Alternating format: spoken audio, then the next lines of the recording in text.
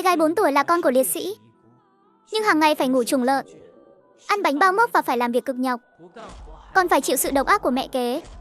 Thậm chí ngày tuyết rơi còn định bán em cho kẻ buôn người. Trong lúc tuyệt vọng, em tìm thấy bức ảnh cũ trong di vật của cha. Mặt sau viết nếu ta gặp nạn.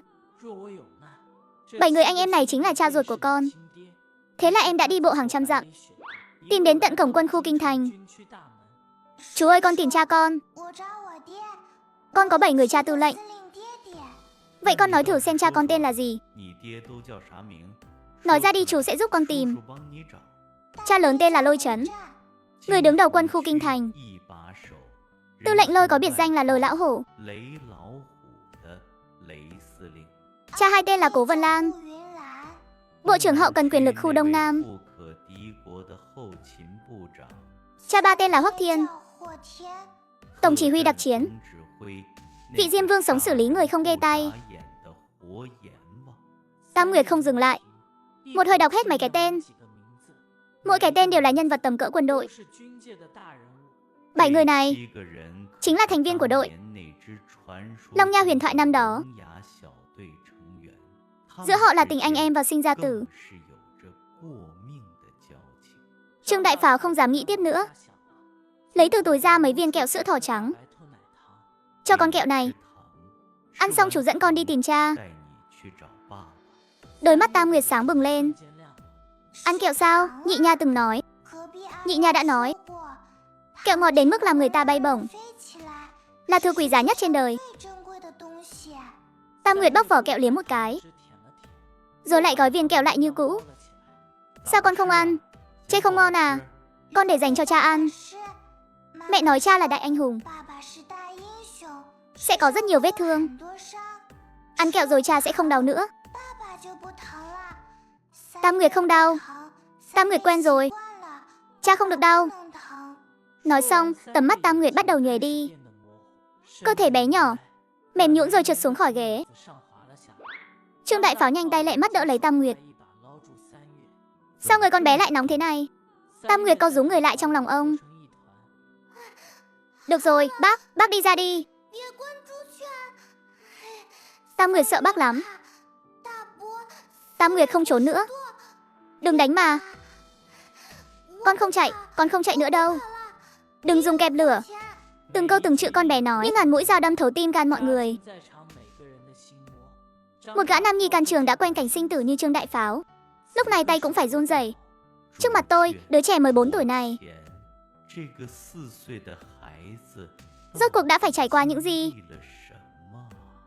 Trương Đại Pháo như một con sư tử nổi điên, lao thẳng ra ngoài cửa, hét lớn về phía cuối hành lang. Quân y đâu? Biến đâu mất tiêu rồi? Quân y đeo hòm thuốc hớt hải chạy tới. Khi nhìn thấy tình trạng của Tam Nguyệt, sắc mặt anh ta lập tức biến đổi. Mau đặt con bé nằm xuống, cởi áo ra. Trên cơ thể nhỏ bé của Tam Nguyệt chẳng còn chỗ nào là nguyên vẹn, chồng chất những vết bầm tím mới cũ. Những vết thương dớm xi dầu đã đóng vảy, còn có chi chít những vết sẹo tròn cháy đen. Đó là vết bỏng do đầu thuốc lá, in hằn trên cơ thể như một lời nguyền. Lũ cầm thú, không xong rồi. Tình trạng của đứa trẻ này quá nguy kịch. Suy dinh dưỡng nghiêm trọng, sốt cao trên 40 độ, còn bị chấn thương bên trong, phải đưa đến tổng viện cấp cứu ngay lập tức. Trương Đại Pháo bừng tỉnh. Tổng viện quân khu nằm trong khu vực trọng yếu, không có chữ ký của thủ trưởng. Người không rõ danh tính tuyệt đối không được vào. Tôi báo cáo ngay đây. Ngón tay ông run bần bật, bấm số đường dây nóng văn phòng Tư lệnh Lôi. Điện thoại đã thông, nhưng không có người bắt máy. Trương Đại Pháo lo sốt vó, mồ hôi nhễ nhại, lại bấm tiết số của ban thư ký. Trương khoa trưởng, ông điên rồi sao? Lại gọi điện vào lúc này. Tư lệnh Lôi đang họp hội nghị quân sự cấp cao. Mọi liên lạc đều đã bị cắt đứt. Ông ấy không nghe điện thoại của ai đâu. Mạng người quan trọng. Tôi có việc gấp cần tìm tư lệnh. Đứa trẻ này có thể là người thân của tư lệnh. Trương khoa trưởng, ông uống quá chén rồi à? Tư lệnh Lôi vốn là trẻ mồ côi, đào đâu ra người thân chứ? Đừng quậy nữa, nếu làm phiền cuộc họp. Cả hai chúng ta đều bị lột ra đấy. Trương Đại Pháo đứng hình tại chỗ. Một bên là quốc gia đại sự, một bên là sinh linh nhỏ bé đang thoi thóp. Khoa trưởng, con bé sắp không xong rồi. Trương Đại Pháo bàng hoàng quay đầu, chỉ thấy mặt Tam Nguyệt đã tím tái, khóe miệng sùi bọt trắng, cơ thể co giật dữ dội như bị điện giật. Dù là như vậy, một bàn tay nhỏ bé của con bé vẫn giữ chặt lấy cái túi trước ngực, nơi đó đựng viên kẹo để dành cho bố. Bố ơi cứu! Cứu Tam Nguyệt với! Tiếng kêu cứu này đã đánh sập lý trí cuối cùng của Trương Đại Pháo. Quy tắc kỷ luật cái gì? Nếu đến đứa trẻ này còn không cứu được, thì làm lính để làm gì nữa? Lái xe đến tòa nhà văn phòng, xông thẳng vào cái phòng họp quái quỷ đó cho tôi. Nếu có ai ngăn cản, cứ đâm thẳng qua đó. Có chuyện gì tôi sẽ một mình gánh chịu. Cùng lắm là cởi bỏ bộ quân phục này, cùng lắm là ra tòa án quân sự. Nhưng hôm nay nếu đứa trẻ này đang xuất trong tay tôi là ma cũng không tha thứ cho chính mình. Chiếc xe jeep lao vút đi. Trương Đại Pháo ôm chặt lấy Tam Nguyệt, ghé sát tai con bé nói nhỏ, bé con, cố gắng chịu đựng. 7 người bố tư lệnh của con không quản con, thì chú quản con. Chú đưa con đi tìm Lôi Lão Hổ. Nếu ông ta dám mó lơ, thì chú sẽ xử lý ông ta luôn. Trong màn gió tuyết, chiếc xe jeep cô độc mang theo sự dũng cảm liều lĩnh, lao thẳng về phía trung tâm quyền lực tối cao. Ở một diễn biến khác, không khí tại phòng họp số 1 tầng trên cùng Hồng Lâu rất áp lực. Bọn họ làm ăn kiểu gì vậy? Người đàn ông ngồi ở vị trí chủ tọa đang nổi trận lôi đình. Đây là kết quả mà các anh nộp cho tôi sao? Quân xanh mới chỉ ló mặt ra, mà sở chỉ huy cả một sư đoàn của các anh đã bị tiêu diệt rồi. Các anh là heo hết rồi à? Nếu đánh trận thật, cái đầu của các anh bây giờ đã sớm bay màu rồi. Các sư đoàn trưởng bên dưới cúi gằm mặt, chỉ muốn chui đầu xuống đất cho xong. Không ai dám hô một tiếng. Lôi Trần mắng đến đỏ mặt tía tai. Mấy ngày nay ông luôn cảm thấy bất an. Đêm qua còn mơ thấy ác mộng cả đêm. Mơ thấy đại ca người đầy xi dâu, mắng tôi là kẻ bạc bẽo, không có lương tâm. Cuối cùng dưới lầu bỗng vang lên một tiếng động lớn. Đó là tiếng ông Tô đâm vào rào chắn. Đây là trung tâm của quân khu Kinh Thành. Kẻ nào gan hùm mật gấu, dám ở đây đua xe hả? Tốt, tốt lắm. Ta đang bực mình không có chỗ xả, lại có kẻ tự tìm đến tận cửa. Đại đội cảnh vệ làm ăn cái kiểu gì thế? Loạn hết rồi, đi. Ta phải xem thử. Là tên khốn không có mắt nào. Đứng lại, trưởng khoa Trương. Anh điên rồi sao? Trương Đại Pháo, bước thêm bước nữa là tôi dùng đồ chơi với anh đấy. Dùng đi, ngon thì làm đi. Hôm nay tôi mà nhíu mày một cái thì tôi làm cháu anh. Tránh ra, tôi muốn gặp tư lệnh Lôi. Tôi có việc gấp. Chuyện đại sự liên quan đến mạng người. Tư lệnh đang họp, không ai được làm phiền. Đây là quân lệnh. Dẹp cái quân lệnh đó đi. Có biết đứa trẻ này là ai không? Chậm che cứu người. Đừng nói là anh, đến cả Lôi Trần cũng không gánh nổi trách nhiệm này đâu. Tam Nguyệt trong lòng bị tiếng gầm lớn này làm cho giật mình tỉnh giấc. Những bóng người chao đảo trước mắt, những họng đồ chơi đen ngòm, những tiếng la hét chói tai, mọi thứ như quay trở lại đêm ác mộng đó. Bác cầm gậy, mẹ kế cầm kẹp sắt, còn cả kẻ muốn nhét con vào bao tải nữa. Đừng đánh con. Tam Nguyệt sẽ ngoan mà. Tam Nguyệt không ăn màn thầu nữa đâu. Đừng xử lý Tam Nguyệt. Có nghe thấy không? À, đứa bé này sắp không xong rồi. Tất cả tránh ra cho ta. Ồn ào cái gì mà ồn ào? Coi đây là cái chợ đấy à? Trương Đại Pháo, ra ngoài rồi à? Không lo gác cổng cho tử tế, lại chạy đến cho ta mà làm loạn. Còn dám lái xe húc cổng. Ta thấy cậu mặc bộ quân phục này đủ rồi đấy. Muốn lên tòa án quân sự uống trà đúng không? Tư lệnh, mạng của Trương Đại Pháo không đáng tiếc, nhưng đứa bé này ngài nhất định phải cứu. Nó đến để tìm ngài. Nó nói nó là con gái của ngài. Ta cả đời này còn chưa kết hôn. Đào đâu ra con gái chứ? Người đâu? Lôi cậu ta ra ngoài cho ta. Nhốt biệt giam cho cậu ta tỉnh táo lại. Trung đoàn trưởng cảnh vệ vừa phất tay, mấy chiến sĩ liền xông lên bắt người. Đừng động vào, tư lệnh. Tôi không nói dối đâu. Trên người đứa bé này có tín vật. Nó nói đó là do cha nó để lại. Tư lệnh, ngài hãy nhìn một cái đi. Trương Đại Pháo này bình thường cũng là một hán tử, Kiểu người đổ xi dầu chứ không rơi lệ. Hôm nay rốt cuộc là bị làm sao vậy? Tín vật gì? Lấy ra đây cho ta xem. Nếu dám lừa ta, ta thề hôm nay sẽ tiễn cậu đi luôn. Trương Đại Pháo vội cúi đầu muốn lấy vật từ Tam Nguyệt. Bức ảnh trong lòng bị Tam Nguyệt ôm quá chặt. Đó chính là mạng sống của con bé. Đó là chỗ dựa duy nhất của con bé trên thế giới này. Tam Nguyệt, buông tay ra. Cho đại bá xem một chút được không? Trương Đại Pháo cố gắng gỡ từng ngón tay nhỏ bé đang cứng đờ của Tam Nguyệt. Tam Nguyệt phản kháng trong cơn mê sảng. Cứ ngỡ lại là bác ruột đến cướp đồ. Không, không đưa cho kẻ xấu. Cướp mất ba, tao cắn cho hẹo luôn. Trong lúc giằng co qua lại, thấy một tấm ảnh cũ như chiếc lá khô nhẹ nhàng rơi xuống cạnh đôi giày quân đội của Lôi Chấn. Khoảnh khắc ánh mắt Lôi Chấn lướt qua tấm ảnh, đôi mắt vốn dĩ đầy giận dữ và sát khí ấy bỗng chốc trợn tròn kinh ngạc. Trên ảnh là 7 người quân nhân trẻ tuổi. Họ cười đùa đầy rạng rỡ, nụ cười đầy vẻ ngạo nghễ và khí phách. Đó là thời thanh xuân của họ, là đội Lãm Nhĩ từng lừng lấy khắp vùng biên giới. Lôi Chấn nhận ra chính mình ngay từ cái nhìn đầu tiên. Cái người đứng ở phía ngoài cùng bên trái, cười trông ngây ngô như một gã khờ. Ông cũng nhận ra nhị ca Cố Vân Lan, nhận ra tam ca Hoắc Thiên. Nhưng ánh mắt của Lôi Chấn lại nhìn chằm chằm vào tấm ảnh, vào người đàn ông đứng ở chính giữa. Người đàn ông được 6 anh em vây quanh ở giữa. Người cười rạng rỡ nhất, ánh mắt sáng nhất, nhưng lại toát ra một vẻ ngạo nghễ không chịu khuất phục trước bất kỳ ai.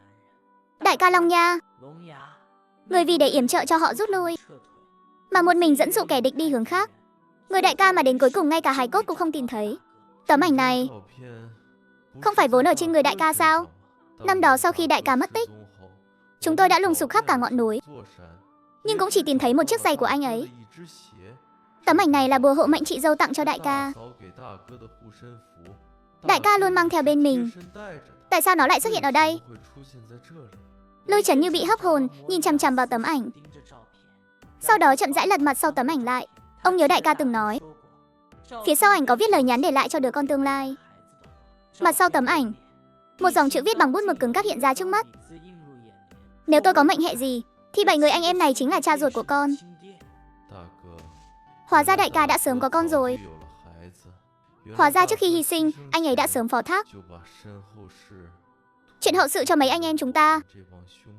Vậy mà 4 năm qua, chúng ta thăng quan tiến chức, hưởng thụ thái bình, để cốt nhục của đại ca phải lang thang chịu khổ, bị người ta bắt nạt. Lôi Chấn đột ngột ngẩng đầu lên, đôi mắt nhòe lệ nhìn chằm chằm vào Tam Nguyệt đang trong lòng Trương Đại Pháo. Ông đã nhìn rõ đường nét khuôn mặt ấy, gương mặt nhỏ bằng bàn tay nhưng đầy sự quật cường. Dù hôn mê vẫn cố chấp bám lấy mọi thứ, y hệt như đại ca năm xưa. Đây chính là giọt máu của đại ca. Đây chính là gốc rễ của đội Long Nha chúng ta. Đưa con bé cho tôi. Tư lệnh, ngài cẩn thận một chút. Đứa trẻ này, trên người nó toàn là vết thương. Khoảnh khắc Lôi Chấn bế lấy Tam Nguyệt, trái tim ông lại thắt lại đau đớn. Đây có phải cân nặng của một đứa trẻ 4 tuổi không? Bé trong lòng mà toàn thấy xương. Hơn nữa người còn nóng bừng, như một hòn than đỏ rực. Có lẽ vì đổi vòng tay đã chạm vào vết thương. Tam Nguyệt trong lúc hôn mê phát ra một tiếng rên rỉ đau đớn. Cơ thể nhỏ bé khẽ co rúm lại. Đó là phản xạ bản năng sau thời gian dài bị bạo hành. Đừng đánh, Tam Nguyệt không dám nữa. Đừng dùng kẹp lửa. Đừng nhốt con vào chuồng lợn. Kẹp lửa, chuồng bò. Ai làm? Thằng khốn nào đã làm chuyện này? Con gái đừng sợ, có đại bá ở đây rồi. Đại bá tới rồi đây. Là do đại bá không tốt. Đại bá tới muộn mất rồi. Đại bá thật đáng bay màu mà. Năm đó đại ca vì cứu tôi đã chắn cho tôi một quả lựu đạn. Trước khi ra đi chỉ nói đúng một câu, sống tiếp đi. Hãy dẫn dắt anh em cùng sống tiếp. Dù tôi đã sống sót, nhưng huyết mạch duy nhất của anh ấy lại ở ngay trước mắt tôi. Mà bị hành hạ đến nông nỗi này, tôi còn mặt mũi nào đi gặp đại ca nơi chín suối đây. Nước, bố ơi. Nước, Tam Nguyệt khát. Lôi Chấn cẩn thận cầm bình nước, đưa đến bên môi Tam Nguyệt. Nhưng răng Tam Nguyệt nghiến chặt không đút vào được. Nước men theo khóe miệng chảy xuống, làm ướt sũng cả cổ áo. Tam Nguyệt dường như cảm nhận được hơi thở quân nhân quen thuộc. Đó là mùi hương của bố trong ảnh. Là cảm giác an toàn. Con bé cố gắng mở hé đôi mắt. Đại bá ơi. Là đại bá ở đây rồi. Không ai dám bắt nạt con nữa đâu. Tam Nguyệt nhìn đại bá, khuấy miệng khẽ nhếch. Muốn cười nhưng không còn sức. Bàn tay nhỏ bé chậm rãi tìm kiếm trong ngực, chạm vào viên kẹo sữa thỏ trắng. Viên kẹo đã bị hơi ấm cơ thể làm chảy ra, đã hơi bị biến dạng. Con bé run rẩy giơ tay lên, đưa kẹo đến bên môi Lôi Chấn. Đại bá ăn kẹo đi. Ăn kẹo vào sẽ không đau nữa. Sau khi nói xong câu này, bàn tay nhỏ của con bé buông thõng xuống. Đó là chút sức tàn cuối cùng, là sự tỉnh táo cuối cùng trước khi lịm đi. Cái đầu nhỏ ngoẹo sang một bên, hoàn toàn hôn mê trong lòng Lôi Chấn. Tam Nguyệt, con sao thế này? Mau, Trương đại pháo lái xe đến viện quân y ngay. Tam Nguyệt được đưa vào phòng cấp cứu. Lôi Chấn lập tức rút chiếc điện thoại bảo mật ra. Mỗi một cuộc gọi đều kèm theo tiếng gầm vang và tiếng nức nở. Ngay sau đó, 5 chiếc chuyên cơ không có lịch trình bay, từ 4 phương 8 hướng về kinh thành. Viện quân y. Chủ nhiệm, có vật thể bay không xác định xâm nhập không phận, yêu cầu đánh chặn. Ai dám chặn chứ? Mấy vị lão đại này, bất kể là ai, đều là những người có thể chọc thủng cả trời xanh. Cho đi qua hết. Thiết lập hành lang xanh trên không cho họ ngay lúc này. Tam Nguyệt đang được cấp cứu. Trong khoảnh khắc giữa ranh giới sinh tử, cô bé đã gặp lại cha mình. Ba ơi, con đau lắm. Bác Thành đánh con, mẹ ké dùng đồ nóng dí vào người con. Tam Nguyệt không muốn quay về đó nữa đâu. Tam Nguyệt muốn đi cùng cha, con bé ngốc này. Cha không thể đưa con đi được, nhưng Tam Nguyệt muốn đi với cha. Mẹ kế bắt Tam Nguyệt ở Trùng Lợn, ăn bánh bao mốc. Bà ta còn định bán Tam Nguyệt cho kẻ buôn người nữa. Kia là 7 người bố nuôi của con. Họ là những người anh em tốt nhất của cha. Họ sẽ thay cha yêu thương và chiều chuộng con. Quay về đi con. Tam Nguyệt, hãy đưa viên kẹo đó cho họ. Trong phòng cấp cứu, đường kẻ ngang vô hồn trên máy bỗng nhiên nảy nhẹ một cái. Những đường sóng bắt đầu xuất hiện trở lại. Chúng ta đúng là lũ khốn. Đại ca đã tin tưởng giao lại máu mủ cho chúng ta. Vậy mà chúng ta lại để con bé phải chịu khổ cực thế này. Kẻ nào làm? Rốt cuộc là kẻ nào đã làm chuyện này? Theo điều tra, là một gã tên Lý Đại Cường và một mụ đàn bà đanh đá tên Vương Quế Phân. Còn có cả một tên buôn người nữa. Tốt lắm, tôi sẽ đi báo thù cho con gái ngay bây giờ. Lào Tam, quay lại đi. Tiện chúng đi ngay thì hời cho chúng quá. Tôi muốn bọn chúng phải nếm trải những gì Tam Nguyệt đã chịu đựng, phải trả giá gấp ngàn lần, vạn lần. Ngay lúc đó, cửa phòng cấp cứu mở ra. Viện trưởng Lâm, sao rồi? Đứa trẻ thế nào rồi? Mạng sống coi như đã giữ được, nhưng đứa bé vẫn còn rất yếu. Toàn thân bị tổn thương mô mềm nhiều chỗ. Cẳng chân trái bị gãy xương cũ 3 lần. Đây là do bị người ta đánh gãy. Nghiêm trọng nhất là vết bỏng sau lưng. Tổng cộng có 36 vết. Dựa vào hình dạng vết thương, xác định là do đầu thuốc lá gây ra. Đủ rồi, đừng đọc nữa. Đọc nữa là ta sẽ xử lý bọn chúng ngay lập tức. Lão nhị, hãy mua lại toàn bộ khu nhà họ Lý đó cho tôi. Tôi muốn biến nơi đó thành một đống đổ nát.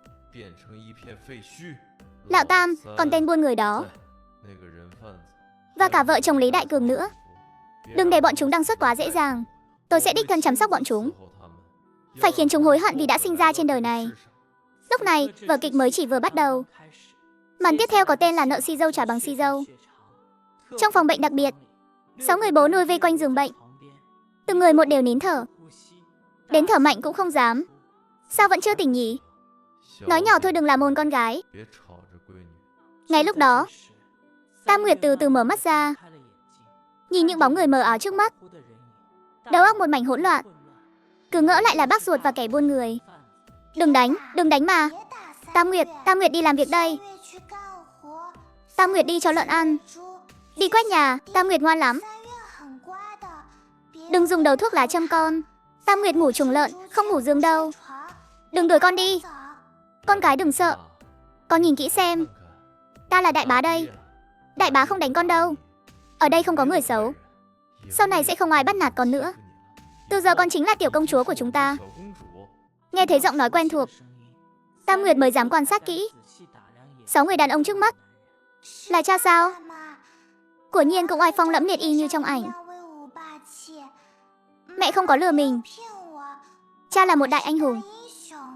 Lúc này Cố Vân Lan như là mào thuật từ túi áo, lấy ra một nắm kẹo sữa thỏ trắng. Tam Nguyệt, ta là nhị bá đây. Nhị bá có rất nhiều kẹo ở đây. Chỉ cần Tam Nguyệt mau khỏe lại. Tất cả kẹo này đều là của con. Tam Nguyệt nhớ nhé. Kể từ ngày hôm nay, không cần làm việc, không phải ngủ bên ngoài. Trời có sập xuống cũng có các bố chống đỡ cho con. Thật không? Hoàn toàn là thật. Tam Nguyệt mệt quá. Tam Nguyệt có thể ngủ một lát không? Ngủ đi, đại bá canh chừng cho con. Cho dù là Diêm Vương tới cũng đừng hòng mang con đi. Tam Nguyệt nhắm mắt lại. Lần này cô bé không gặp ác mộng nữa, bởi vì đã có 6 ngọn núi lớn đứng chắn bên ngoài giấc mơ của con. Ngoài phòng bệnh, 6 người đàn ông lại trao đổi ánh mắt. Chú hai, sắp xếp bác sĩ tốt nhất, dùng thiết bị hiện đại nhất. Chú ba, ở làng Lý Gia, bên đó chuẩn bị ra tay đi. Kẻ nào dám đụng đến người của Long Nha, tôi sẽ khiến chúng bay màu không có chỗ chôn. Ngay lúc này, Cận Vệ chạy tới. Thủ trưởng, đã bắt được kẻ buôn người bắt cóc tiểu thư Tam Nguyệt. Hiện đang bị nhốt trong phòng thẩm vấn, nhưng đã bị Trương Đại Pháo tác động vật lý đến biến dạng. Tốt lắm, đợi tốn công tôi ra tay. Cậu lập tức quay lại đưa hắn đi, để hắn dẫn đường cho chúng ta. Rõ, bảo đảm hoàn thành nhiệm vụ. Đại ca, em có một kế hoạch trừ họa. Cái làng Lý Gia đó đã có thể nuôi dưỡng hạng người như Lý Đại Cường và Vương Quế. Phân, đúng là đồ xúc sinh, chứng tỏ cái làng đó đã thối nát từ tận gốc rồi. Em nghĩ nên nhổ tận gốc cả cái nhà họ Lý đó. Kế hoạch trừ họa hay lắm. Cứ quyết định như chủ nói đi. Truyền lệnh xuống điều động nhân lực. Xe tăng, xe bọc thép, trực thăng, cái nào dùng được thì điều hết đi. Lão tử muốn cho cả thiên hạ thấy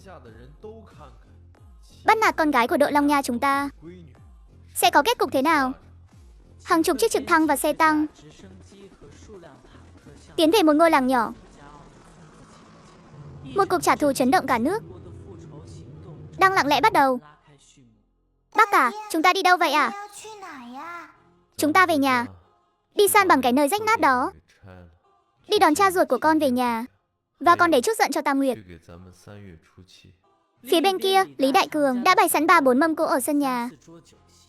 Đến đây, hôm nay mọi người cứ ăn uống thoải mái. Anh Cường, anh phát tài rồi sao? Đúng là vận may tới cản không kịp luôn. Mấy hôm trước lên trấn chơi một ván, đỏ không tưởng. Hắn không dám nói đây là tiền bán cháu gái, dù người trong làng ai cũng thừa hiểu. Nhưng chuyện này dù sao cũng chẳng vẻ vang gì để nói thẳng ra. Ái cha, vẫn là anh Cường có bản lĩnh. Làng mình anh Cường là giỏi nhất. Ngay lúc này là một tiếng gầm rú trầm đục. Âm thanh vang vọng từ thung lũng xa xăm đang tiến lại gần. Ngày một rõ hơn, dân làng đều cảm thấy có điều chẳng lành, liền chạy ra đầu làng xem tình hình. Chỉ thấy trên bầu trời là hàng chục chiếc trực thăng vũ trang cùng hàng chục chiếc xe tăng hạng nặng, như một bầy quái thú thép đang ầm ầm tiến vào. Chưa đầy 1 phút, toàn bộ làng họ Lý đã bị bao vây kín mít, đến một con ruồi cũng không bay lọt. Lý Đại Cường, Vương Quế Phân, giờ đăng xuất của các người đến rồi. Nghe thấy giọng nói này, Lý Đại Cường bủn rủn chân tay quỳ sụp xuống đất. Ngay lúc đó, từ trên xe tăng có vài người bước xuống. Tam Nguyệt, không thể nào, tuyệt đối không thể nào. Con bé sao có thể ở đây? Anh bạn Đại Cường, cuối cùng cũng để tôi tìm được ông rồi. Lý Đại Cường lập tức phản ứng lại. Người đàn ông trước mặt là đồng đội của em trai mình, hơn nữa còn là một vị thủ trưởng tư lệnh. Liệu có hiểu lầm gì không ạ? Lôi Trấn không trả lời, mà nhìn về phía sau. Giải tên buôn người đó lên đây. Hai đặc công lập tức áp giải một người đi tới. Lý Đại Cường, mày báo hại tao đăng xuất rồi. Mày nhìn đi, mở to mắt chó của mày ra mà nhìn. Đó là con gái rượu của các vị tư lệnh đấy. Đại bá, chính hắn đã làm gãy chân con. Con định bán con cho kẻ xấu nữa. Còn bà ta nữa, bà ta dùng kẹp lửa nung nóng để đốt con, không cho con ăn cơm, còn bắt con ngủ trong chuồng lợn. Tam Nguyệt, kẻ nào bắt nạt con hãy tự tay đòi lại công bằng. Đừng sợ, Có lỡ tay cho hắn đăng xuất thì cứ để Tam Bá lo. Tam Nguyệt nhìn Hoắc Thiên, rồi lại nhìn Lôi Chấn. Cuối cùng ánh mắt dừng lại trên người Lý Đại Cường. Đánh kẻ xấu, cái này là đánh thay mẹ. Cái này là đánh thay cha. Cái này là đánh thay cho Tam Nguyệt. Cho đến khi Lý Đại Cường bị đánh nằm bò dưới đất không dậy nổi, Tam Nguyệt mới dừng tay. Đại bá, tay Tam Nguyệt đau quá. Không đánh nữa, còn lại cứ để đại bá lo. Người đâu? San phẳng cái sân này cho tôi. Đào sâu xuống đất cho tôi. Tôi muốn xem phía bên dưới này rốt cuộc đã chôn giấu bao nhiêu tiền xương máu của anh cả tôi. Còn nữa, gọi tất cả dân làng tới đây, cho họ thấy rõ. Đây chính là kết cục của kẻ dám bắt nạt con gái liệt sĩ. Chỉ thấy chiếc máy xúc bắt đầu hoạt động. Trong nháy mắt, căn nhà mới của Lý Đại Cường đã biến thành bình địa. Lục soát cho tôi, đào xới mảnh đất này lên. Tôi không tin. Tên súc vật này nuốt tiền trợ cấp của anh cả tôi, mà có thể giấu lên tận trời xanh.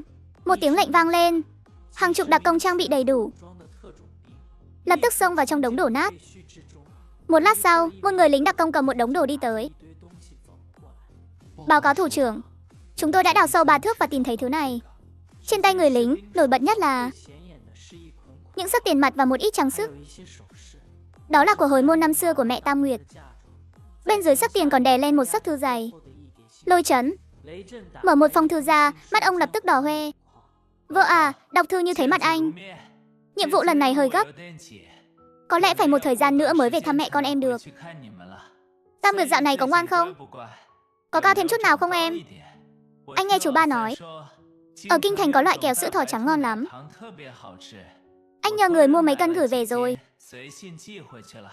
Em nhớ mỗi ngày cho Tam Nguyệt ăn một viên thôi nhé.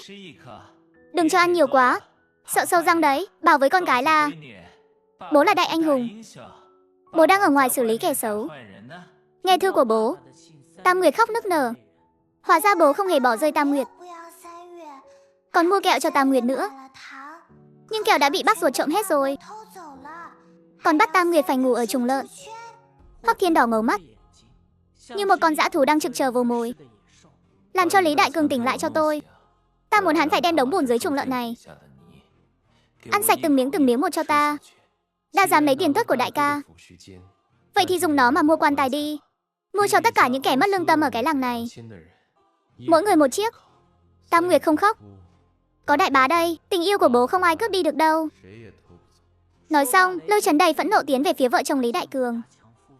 Lý Đại Cường, Vương Quế phân tham ông tiền tuất, ngược đãi trẻ em, buôn bán người, từng tội từng việc một. Đủ để các người đăng xuất cả 100 lần rồi. Thủ trưởng tha mạng. Tôi bị mở mắt vì tiền thôi. Tôi là bác ruột của Tam Nguyệt mà.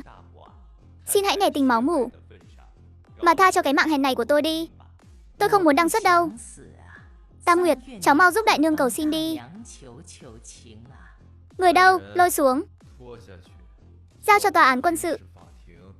Bảo với thẩm phán áp mức án cao nhất, để bọn họ cả đời này phải sám hối trong tù. Xử lý xong vợ chồng Lý Đại Cường, cả nhóm đi tới trước mộ của Long Nha. Đại ca, anh em tới thăm huynh đây. Tụi em thật đáng tội, để huynh nằm lại nơi rừng hoang núi thẳm suốt 4 năm. Con khiến Tam Nguyệt phải chịu khổ sở 4 năm qua. Bố ơi, Tam Nguyệt tới thăm bố nè. Tam Nguyệt tìm được các bác rồi. Cô bé vừa nói, vừa từ trong túi lấy ra viên kẹo. Sữa thỏ trắng đã cất giữ bấy lâu. Bố ăn kẹo đi. Ăn xong kẹo là Tam Nguyệt phải đi rồi. Đại bá bảo sẽ đưa cháu lên Kinh Thành ở nhà lầu. Ở đó có rất nhiều nhà đẹp, còn có rất nhiều đồ chơi nữa. Tam Nguyệt sẽ ngoan ngoãn nghe lời mà. Bố ở trên trời cũng phải ngoan đó nha. Đại bá, chúng ta về nhà thôi. Được, chúng ta về nhà. Cả nhóm quay người, cả đoàn rời khỏi nghĩa địa hưu quạnh này. Phía sau họ, nấm mồ nhỏ lặng lẽ đường đỏ dưới trời tuyết. Thấp thoáng bóng dáng một người đàn ông mặc quân phục, đang đứng ngay tại đó, mỉm cười dõi theo họ đi xa dần. Trở về quân khu, sau ông bố đang tranh cãi nảy lửa về một vấn đề nghiêm trọng. Tam Nguyệt nhất định phải ở với tôi. Tôi là anh cả, lại là người đứng đầu quân khu Kinh Thành. Ở đại viện của tôi là an toàn nhất. Anh cả, anh thôi đi. Cái đại viện đó của anh, ngoài lính ra thì chỉ toàn đồ chơi thôi. Hay là theo tôi về căn cứ đặc chiến đi. Tôi còn có thể dạy Tam Nguyệt kỹ năng phòng thân, võ thuật nữa. Lão Tam, chú đừng làm tôi cười. Chú định nuôi con cái hay nuôi lính đặc chủng vậy? Tôi thấy nên theo tôi ra bờ biển. Không khí trong lành, còn được lên chiến hạm ngắm biển nữa. Đừng tranh giành nữa, tôi đã sắp xếp xong cả rồi. Chỗ của mấy ông toàn là nơi mấy gã đàn ông thô lỗ ở. Con gái chúng ta là công chúa. Công chúa thì phải ở trong lâu đài. Sau khi cả đoàn đến nơi ở, ai nấy đều không khỏi kinh ngạc. Lão Nhị, ông được đấy. Bê nguyên cái Disneyland về đây luôn à? Đây là mẫu nhà trong truyện cổ tích. Tôi cho người sửa sang xuyên đêm đấy. Vốn dĩ đây là căn nhà để tôi dưỡng già. Giờ nó thuộc về Tam Nguyệt. Đẹp quá à? Chúng ta sẽ sống ở đây sao ạ? Đúng vậy, đây là nhà của chúng ta. Sau này con cứ ở đây nhé. Tam Nguyệt có thích không? Đây là món quà nhị bá tặng con. Tam Nguyệt nhìn Cố Vân Lam, rồi lại nhìn sang tòa lâu đài. Nhị bá, ngôi nhà này sạch quá. Người Tam Nguyệt bẩn lắm. Tam Nguyệt sẽ làm bẩn sàn nhà mất. Ngốc quá, con nói linh tinh gì vậy? Sau này con chính là chủ nhân của nơi này. Ở nhà mình thì con muốn làm gì cũng được. Thấm thoát. Tam Nguyệt đã ở trong tòa lâu đài này được nửa tháng rồi. Hôm nay 7 ông bố lại tụ họp để họp gia đình. Tôi thấy nên đưa Tam Nguyệt đi học thôi. Tam Nguyệt cần có bạn bè. Con bé không thể suốt ngày cứ quẩn quanh bên mấy lão già khù đế như chúng ta được. Điều này không tốt cho sức khỏe tâm lý của con bé. Đi học tôi không yên tâm. Trường học bên ngoài lộn xộn lắm. Ngộ nhờ có ai bắt nạt Tam Nguyệt thì sao? Ngộ nhỡ giáo viên đối xử không tốt với con bé thì sao? Không có ngộ nhỡ gì cả. Hoa trong nhà kính thì không lớn nổi. Tam Nguyệt là chủ nhân của Long Nha. Con bé cần phải hòa nhập xã hội, cần học cách cư xử với bạn bè đồng trang lứa. Nếu có ai bắt nạt con bé, tôi sẽ dạy con bé cách phản đòn. Sau một hồi tranh luận gay gắt, cuối cùng mọi người đã thống nhất đưa Tam Nguyệt đi học. Về vấn đề an toàn, họ quyết định cho Tam Nguyệt học trường mầm. Non quân khu là an toàn nhất. Nhưng ngay ngày đầu đi học, đã có một thằng nhóc mập mạp kiếm chuyện. Đưa mời tới kia, đưa kẹo trong cặp cho tao. Không cho, đây là kẹo nhị bá mua cho em. Em để dành chia cho bạn tốt ăn. Anh không phải bạn tốt của em. Dám không cho à? Tin tao tác động vật lý mày không? Ông nội tao là phó tư lệnh đấy. Bố tao là sư đoàn trưởng. Tác động cho mày khóc cũng chẳng ai dám quản. Nói xong thằng mập định xông tới động thủ. Tránh ra. Tam Nguyệt đưa tay đẩy nhẹ một cái, đã đẩy văng thằng mập nặng hơn 20 kg ra xa. Mẹ ơi, con muốn mẹ, nó tác động con. Nó là quái vật. Nghe thấy tiếng động, cô giáo vội vàng chạy tới kiểm tra tình hình thằng mập. Tam Nguyệt cũng sợ hãi. Vừa mèo máo vừa giải thích, em không có tác động anh đó. Em chỉ đẩy nhẹ một cái thôi. Thật mà, sức của em yếu lắm. Tam Nguyệt, sao con lại tác động vật lý bạn chứ? Lại còn ra tay nặng như thế. Như vậy là không đúng đâu. Là anh ấy đòi cướp đồ của em trước. Em không có ý tác động anh ấy. Con thật sự không dùng lực mà. Được rồi, đừng nói nữa, gọi phụ huynh em đến đây. Chuyện này phải được xử lý nghiêm túc. Nói xong cô giáo liền lấy điện thoại ra. Phía bên kia, phòng giám sát bộ tư lệnh quân khu. Ba ông bố đang đứng trước màn hình lớn. Giỏi lắm, không hổ là con gái của Lôi Trấn này. Trường này có chút phong thái của Hàng Long thập bát trưởng đấy. Sức mạnh cốt lõi khá đấy. Đúng là mầm non luyện võ. Xem ra sau này phải mua bảo hiểm xịn cho Tam Nguyệt thôi. Nếu không thì không đền nổi tiền thuốc men đâu. Ngay lúc đó, điện thoại của Lôi Trấn vang lên. Cái gì? Tam Nguyệt đánh người sao? Đánh bay cả cháu nội của phó tư lệnh à? Được, tôi đến ngay đây.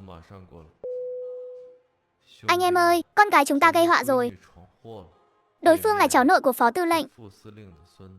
Chúng ta phải đi làm chỗ dựa cho con bé. 10 phút sau, mẹ của Tiểu Mập đã đến nơi.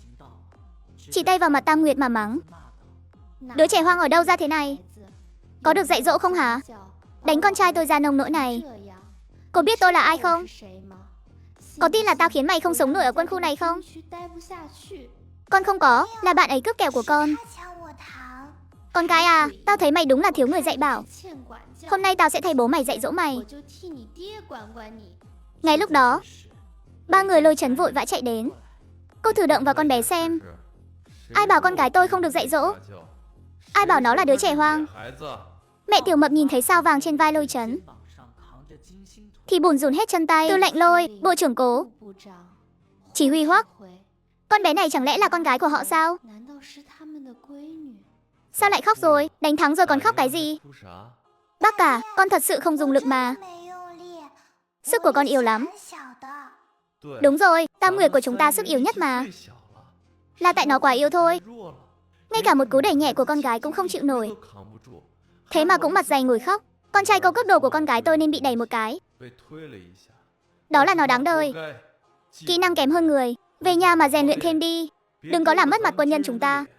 Còn về bàn tay lúc nãy của cô, nếu con dám chỉ trỏ vào con gái tôi sẽ cho chồng cô về quay cày ruộng luôn đấy. Thủ trưởng dạy bảo chí phải. Là do tôi không dạy bảo cháu chu đáo. Sau trận này cả trường mẫu giáo đều biết cô bé mới đến lớp trời có lai lịch cực khủng. Phía sau còn có 6 ông bố tư lệnh cực kỳ bao che. Kể từ ngày đó, Tam Nguyệt có thêm một biệt danh vang dội ở trường. Chị Đại ư, em thực sự chỉ muốn là một thục nữ thôi mà. Tại sao mọi người lại cứ gọi em là chị Đại vậy nhỉ? Chị Đại đừng thở dài mà. Làm chị Đại oai phong biết bao. Việc gì phải, đến tên hổ béo cũng chẳng dám tranh cầu trượt lớp mình rồi. Đây đều là công lao của chị đấy. Nhưng mà nhị ba bảo, con gái thì phải nhã nhặn, không được suốt ngày tác động vật lý. Em muốn làm công chúa, chứ không muốn làm bà trùng sơn tặc đâu. Ngay lúc đó, cô giáo vừa vỗ tay vừa bước vào lớp, trên mặt rạng rỡ nụ cười phấn khởi. Các bạn nhỏ ơi, hôm nay chúng ta sẽ đi tham quan quân khu nhé. Sẽ được ngắm máy bay khổng lồ, xe tăng lớn và rất nhiều chú bộ đội cực ngầu. Đến bảo tàng triển lãm quân khu, một cán bộ trẻ đang thuyết minh. Các bạn nhỏ ơi, các em có biết sau khi lắp ráp những linh kiện này thì sẽ trở thành cái gì không? Em biết ạ, là đồ chơi. Đúng rồi. Đây là thứ các chú giải phóng quân thường dùng nhất. Nhưng bây giờ bạn ấy đang bị bệnh rồi, rời ra từng mảnh rồi. Có bạn nhỏ nào biết cách chữa khỏi cho bạn ấy không? Hổ béo trợn tròn mắt. Khó quá đi, nhiều linh kiện thế kia.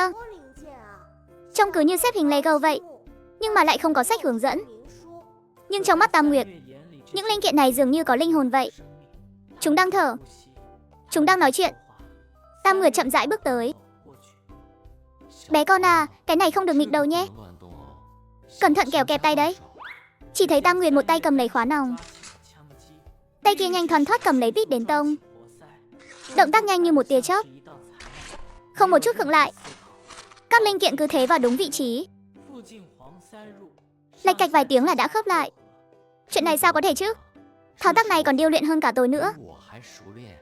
Chỉ vỏn vẹn 10 giây, một khẩu dụng cụ tấn công hoàn chỉnh đã được lắp xong, khớp nhau đến từng chi tiết, hoàn hảo không chút tì vết. Chú ơi, bộ xếp hình này đơn giản quá, chẳng vui tí nào cả. Còn không khó bằng bộ Lego mà nhị bá mua cho cháu nữa. Đúng là cặp ma rồi. Một cô bé 14 tuổi lại có thể lắp ráp dụng cụ tấn công trong 10 giây. Giáo quan Vương nhìn về phía giáo viên dẫn đoàn. Đứa trẻ này là con nhà ai vậy? Trước đây đã từng tham gia huấn luyện đặc biệt chưa?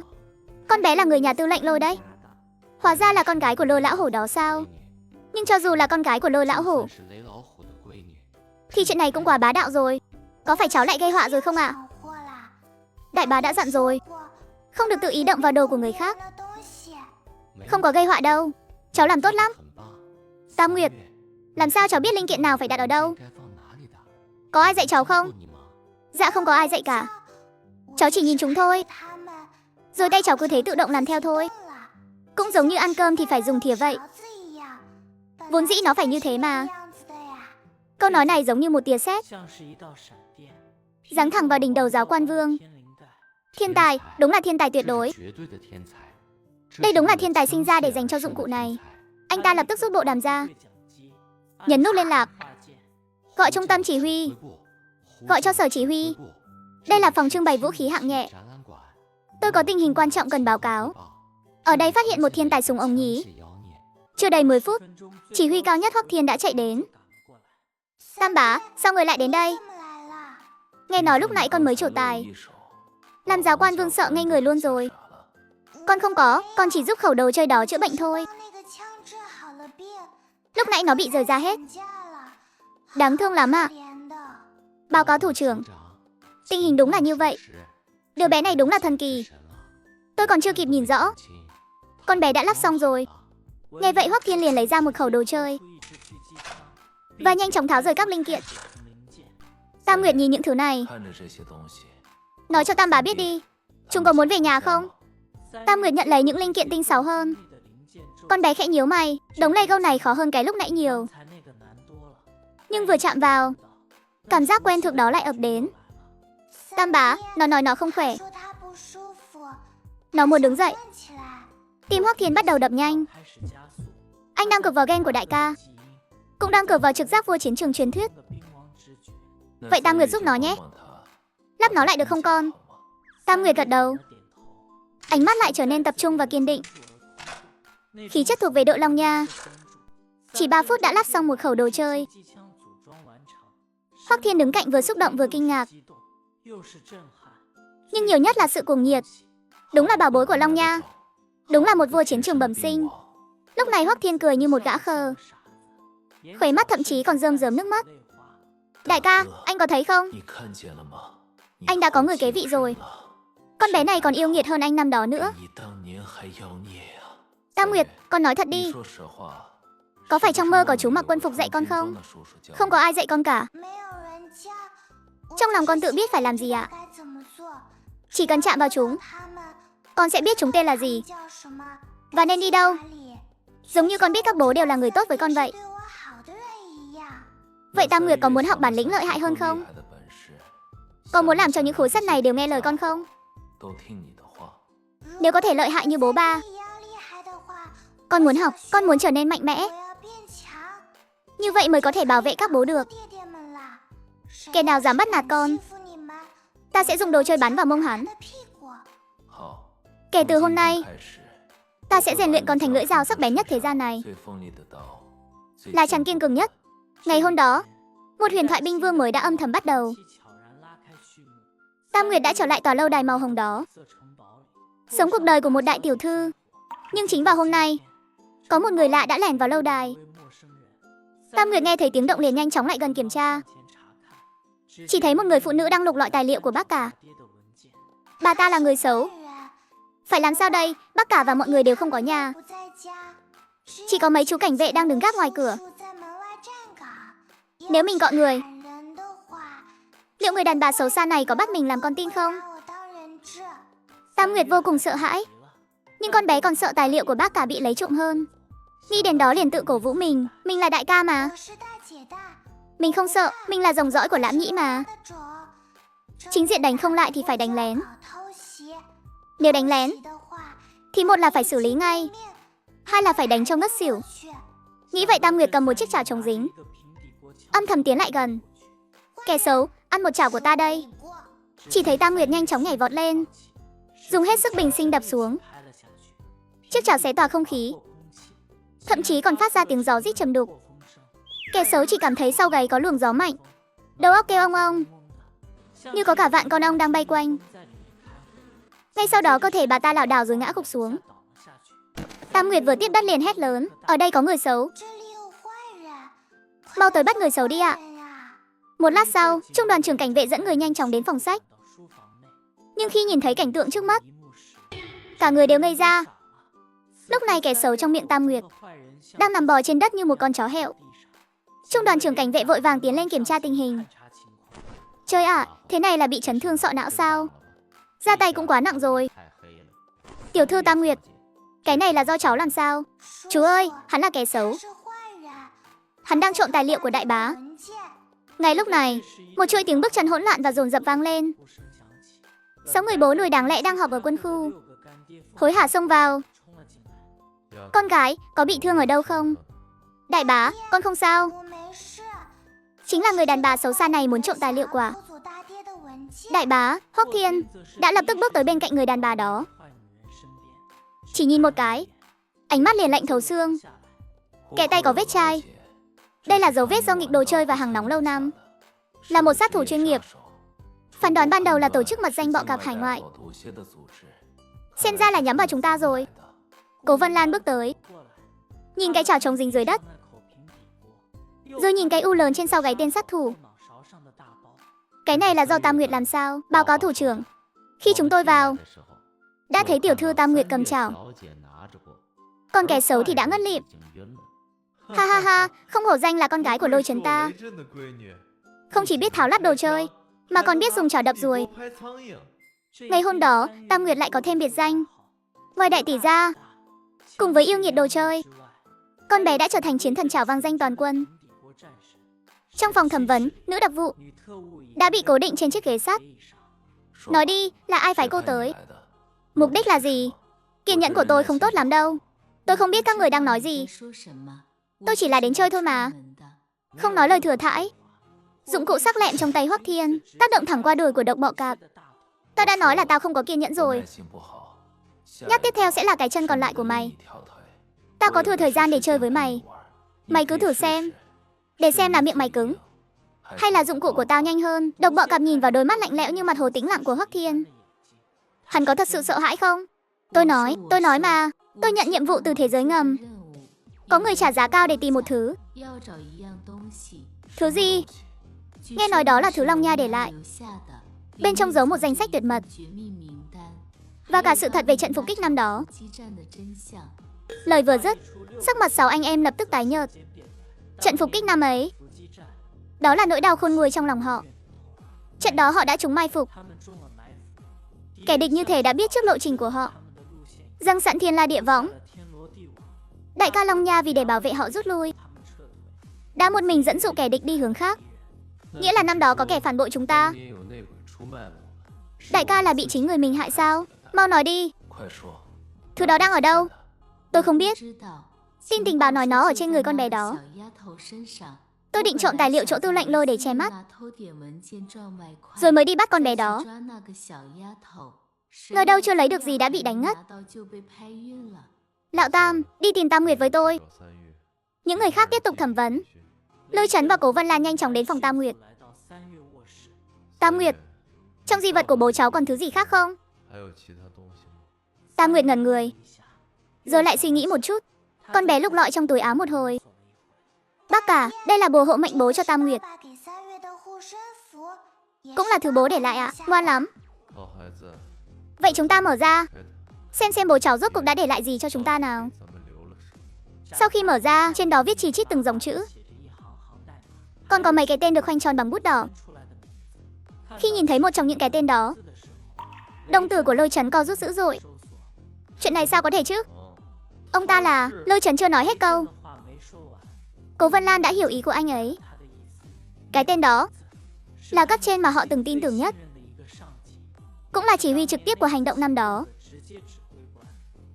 Tra ngay cho tôi.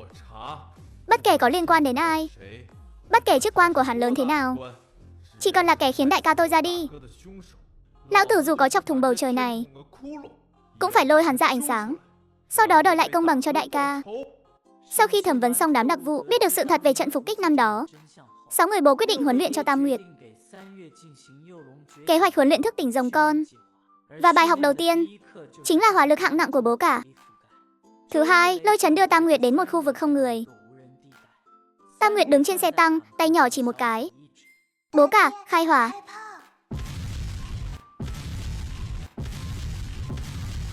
Ha ha ha Tam Nguyệt, theo bố cả học bản lĩnh lợi hại không? Đây mới là món đồ phòng thân tuyệt vời nhất cho con gái. Bố thật lợi hại. Tam Nguyệt muốn học hết bản lĩnh của bố cả. Thứ ba, Cố Vân Lan đưa Tam Nguyệt đến trung tâm thương mại. Tam Nguyệt, hôm nay bố hai dạy con bài học thứ hai, gọi là bảo đảm vật tư. Nhớ kỹ lời bố hai. Trong thế giới này, ngoài súng ống ra, còn một thứ có thể giúp con đứng thẳng lưng. Đó chính là tiền, cũng chính là vật tư. Hôm nay bố hai dạy con cách dùng vật tư để thắng một cuộc chiến không khói súng. Vật tư là những món đồ ăn ngon à? Đúng vậy, con phải hiểu. Binh mã chưa động, lương thảo đã đi trước. Chỉ cần là thứ con muốn, đều là vật tư. Ngay sau đó Cố Vân Lan dẫn Tam Nguyệt bắt đầu chế độ mua sắm điên cuồng trong trung tâm. Thứ tư, Hoắc Thiên đưa Tam Nguyệt đến một khu rừng. Tam Nguyệt, hôm nay ba Tam sẽ dạy con bài học thứ 3, gọi là trò trốn tìm. Con phải trở thành một bóng ma trong đêm tối. Như vậy mới có thể hoàn thành nhiệm vụ ẩn nấp và xử lý mục tiêu. Nghe thấy trò trốn tìm, đôi mắt Tam Nguyệt sáng rực lên.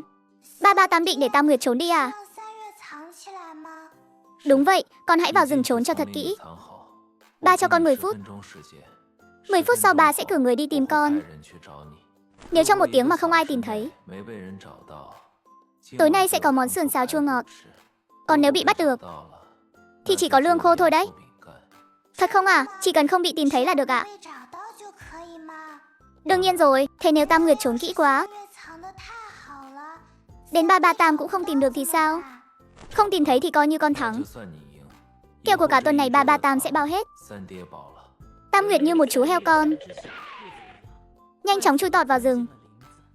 10 phút sau, Hoắc Thiên ra lệnh cho quân trinh sát, nghe cho rõ đây.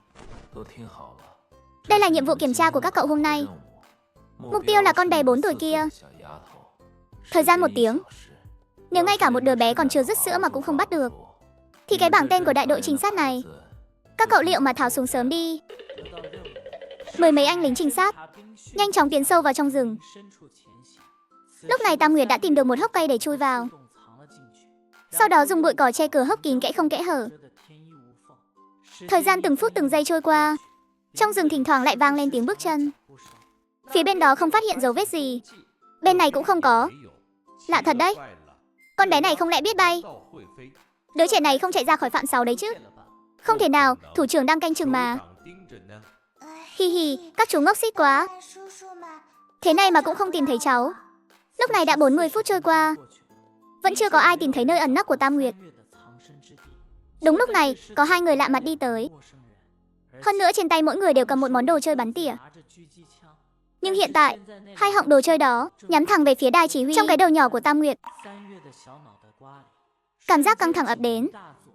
Làm sao đây? Đây không phải là trò chơi nữa rồi. Thật sự có kẻ xấu muốn tấn công Tam Bá. Tam Bá từng nói, khi không nắm chắc phần thắng, lộ vị trí là tự đăng xuất. Nếu mình hét lên báo cho Tam Bá có nguy hiểm, bọn họ chắc chắn sẽ quay họng đồ chơi về phía mình. Tam Nguyệt cắn môi, cái đầu nhỏ xoay chuyển cực nhanh, ánh mắt đảo quanh tìm kiếm. Đột nhiên mắt cô bé sáng lên. Trên cành cây ngay đầu kẻ xấu có một tổ ong vỏ vẽ. Nếu ong vỏ vẽ đốt được bọn chúng, kẻ xấu sẽ gây ra tiếng động hoặc phải di chuyển. Như vậy Tam Bá đứng trên đài chỉ huy nghe thấy tiếng, chắc chắn sẽ phát hiện ra bọn họ. Nghĩ là làm.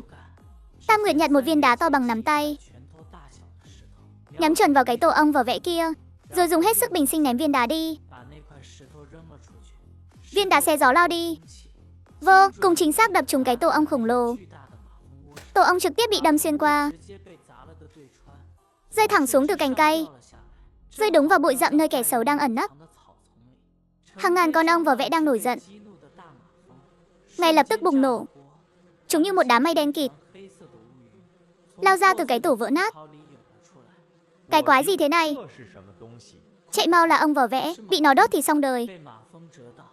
2 tên sát thủ chuyên nghiệp lập tức rối loạn. Ngay trong lúc hỗn loạn đó, Hoắc Thiên trên đài chỉ huy đã bị tiếng động này thu hút. 2 bóng người đang bị đàn ông truy đuổi, còn 2 món đồ chơi bắn tỉa rơi trên đất, phản chiếu ánh nắng chói chang. Các đơn vị chú ý, có biến, hướng 9 giờ có 2 kẻ mang hàng nóng. Toàn viên chú ý, báo động chiến đấu cấp 1, bảo vệ Tam Nguyệt. Đội huấn luyện đang dạy trẻ em. Nghe thấy lệnh có biến, lập tức như mãnh hổ xuống núi, lao nhanh về phía các đối tượng nghi vấn. 2 tên sát thủ bị ong vỏ vẽ chích sưng vù cả đầu. Thấy tình cảnh này, biết nhiệm vụ đã thất bại, cuối cùng bị lính trinh sát tóm gọn. Tại phòng thẩm vấn, 2 kẻ tình nghi bị khóa trên ghế sắt. Trước mặt là 6 vị tư lệnh. Hoắc Thiên lên tiếng phá vỡ sự im lặng. Được rồi, tôi không muốn nghe lời nhảm nhí. Ai phái các người đến? Mục đích là gì? Nhưng những tên sát thủ đã qua đào tạo chống thẩm vấn lại chẳng hề quan tâm. Có giỏi thì tiễn lão tử đi đi. Lão tử sẽ không nói gì hết. Chẳng có điểm báo gì cả. Món đồ chơi trong tay Hoắc Thiên đâm thẳng vào đùi tên sát thủ. Ta đã nói là không muốn nghe lời nhảm nhí. Nhắc sau sẽ là cái chân còn lại của ngươi. Ta có thừa thời gian và thủ đoạn. Ngươi cứ việc thử xem. Là mấy cái huấn luyện chống thẩm vấn của ngươi cứng hơn, hay là món đồ chơi của Hoắc Thiên ta sắc hơn? Tên sát thủ lập tức suy sụp. Tôi nói là độc xà phải chúng tôi tới. Độc xà là tên trùng sát thủ đứng thứ 3 trên web tối sao? Hắn ở đâu? Hắn đã nhận một đơn hàng lớn. Chủ thuê muốn bắt sống con bé tên Tam Nguyệt. Nói trên người nó có kỳ vật của Long Nha để lại. Chúng tôi chỉ là kẻ đi tiên phong, muốn lợi dụng lúc hỗn loạn để xử lý chỉ huy Hoắc.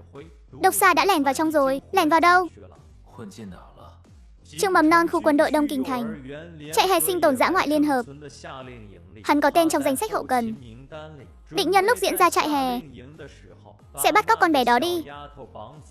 Câu nói này giống như một quả bom nặng ký nổ tung trong phòng thẩm vấn. Trại hè, đó là hoạt động mà Tam Nguyệt sắp tham gia, cũng là hoạt động được phê chuẩn đặc biệt để giúp Tam Nguyệt hòa nhập với tập thể. Gan lớn thật đấy. Dám làm trò này ngay dưới mí mắt của lão tử. Thật sự coi quân khu Kinh Thành là bù nhìn sao? Hủy bỏ ngay cái trại hè đó đi. Ta phải giữ Tam Nguyệt trong bộ tư lệnh. Không ai được phép chạm vào một sợi tóc của con bé. Không được, không thể hủy bỏ. Chỉ có kẻ trộm nghìn ngày, chứ chẳng ai đề phòng được nghìn ngày. Lúc người này giống như đám chuột cống vậy. Nếu không dụ chúng ra để xử lý một mẻ, Tam Nguyệt sẽ chẳng bao giờ được an toàn. Hôm nay chúng phải tới 2 tên ám sát, ngày mai có thể phải tới 10 tên. Chúng ta có thể phòng thủ nhất thời, nhưng có thủ được cả đời không? Nếu chúng đã muốn chơi, thì chúng ta sẽ chơi lớn với chúng. Tương kế tự kế, biến cái trại hè đó thành mồ chôn của chúng. Lão Tam nói đúng đấy. Thay vì bị động chịu đòn, chi bằng chủ động xuất kích.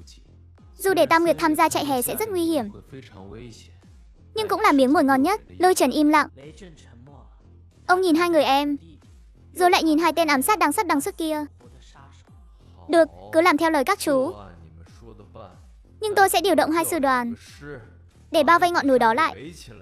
Một mẹ lưới nhắm vào rắn độc, thiên la địa võng nhắm vào cả ám võng, đang âm thầm răng ra để nhổ tận gốc tổ chức ám võng.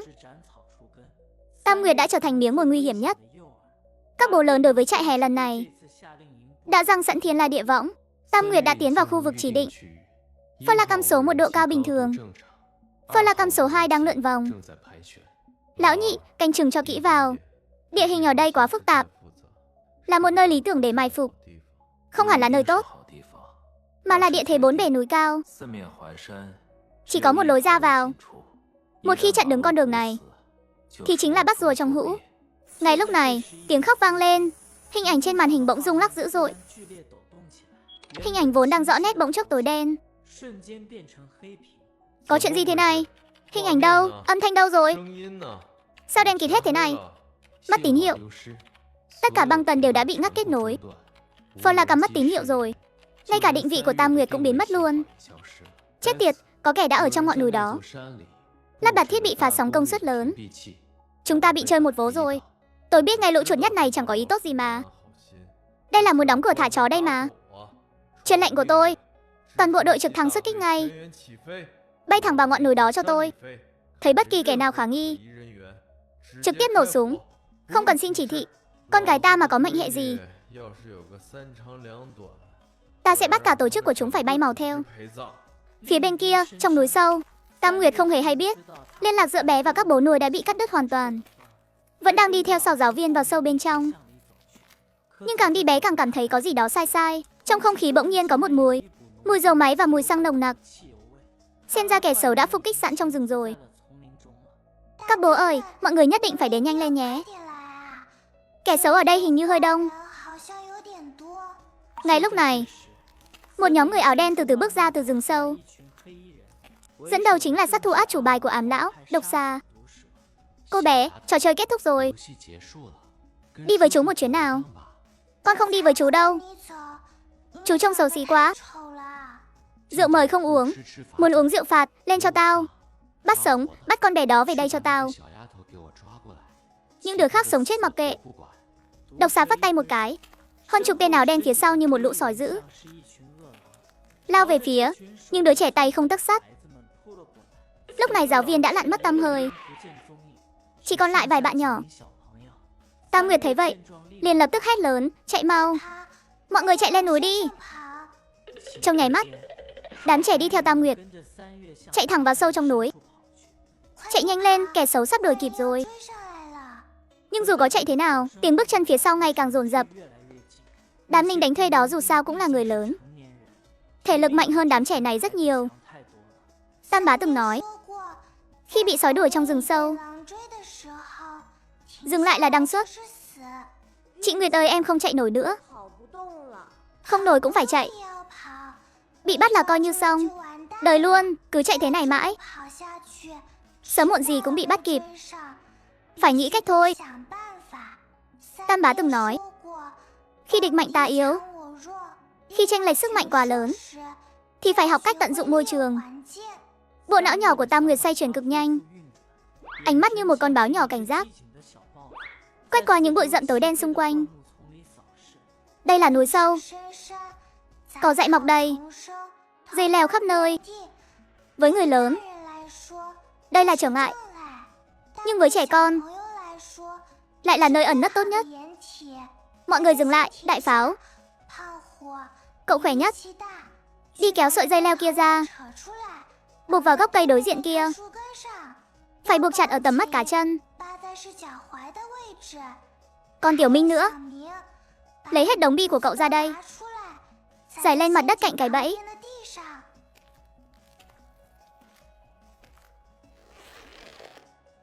Làm xong tất cả, Tam Nguyệt vẫy tay một cái, cả bọn trốn vào bụi rậm rậm rạp bên cạnh.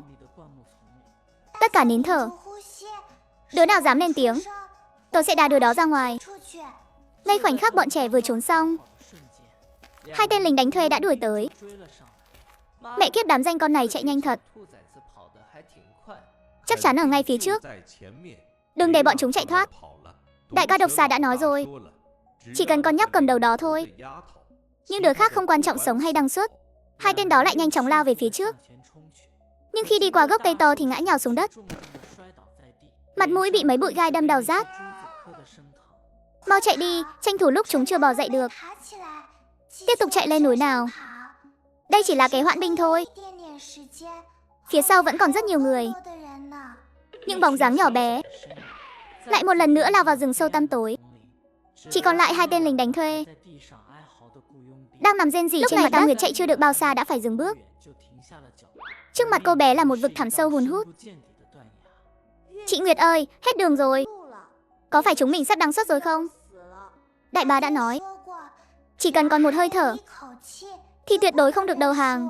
Một lát sau, Độc Xà dẫn theo đàn em hiện thân từ trong bóng tối. Chạy đi, sao không chạy nữa đi? Con nhóc này khá đấy chứ, dám xử lý cả hai thuộc hạ của ta. Món nợ này chúng ta tính sao đây? Tam Nguyệt tiến lên đối diện với Độc Xà. Cô bé dang rộng vòng tay che chở cho các bạn phía sau. Ông muốn cái gì? Đơn giản thôi, bí mật về cái hộp sắt trên người nhóc, hãy nói cho ta biết. Hộp là giao vật mà bố nhóc để lại ra đây. Ta sẽ thả cho đám bạn của nhóc đi. Độc Xà ra hiệu cho đàn em cầm món đồ chơi gây mê lên. Nghe nói kim gây mê này mà tiêm nhiều sẽ biến thành kẻ ngốc đấy. Nhóc thật sự muốn bạn bè mình đều trở thành kẻ ngốc sao? Ngay lúc đó, Tiểu Mập, người vốn nhát gan và hay khóc nhất đã đứng ra. Không được bắt nạt chị Nguyệt.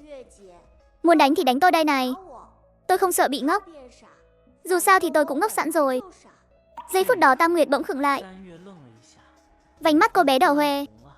Tiểu Mập ngốc nghếch, tôi mới là đại ca. Làm gì có chuyện để đàn em ra hứng đồ chơi thay chứ. Xem ra nhóc không định giao thử đó ra rồi. Vậy thì đừng trách ta không khách sáo. Tất cả nghe lệnh. Chủ thuê dặn phải giữ mạng con nhóc đó, những đứa khác không cần giữ lại. Sau khi nhận lệnh, đám tay sai lập tức chuẩn bị xông lên ra tay.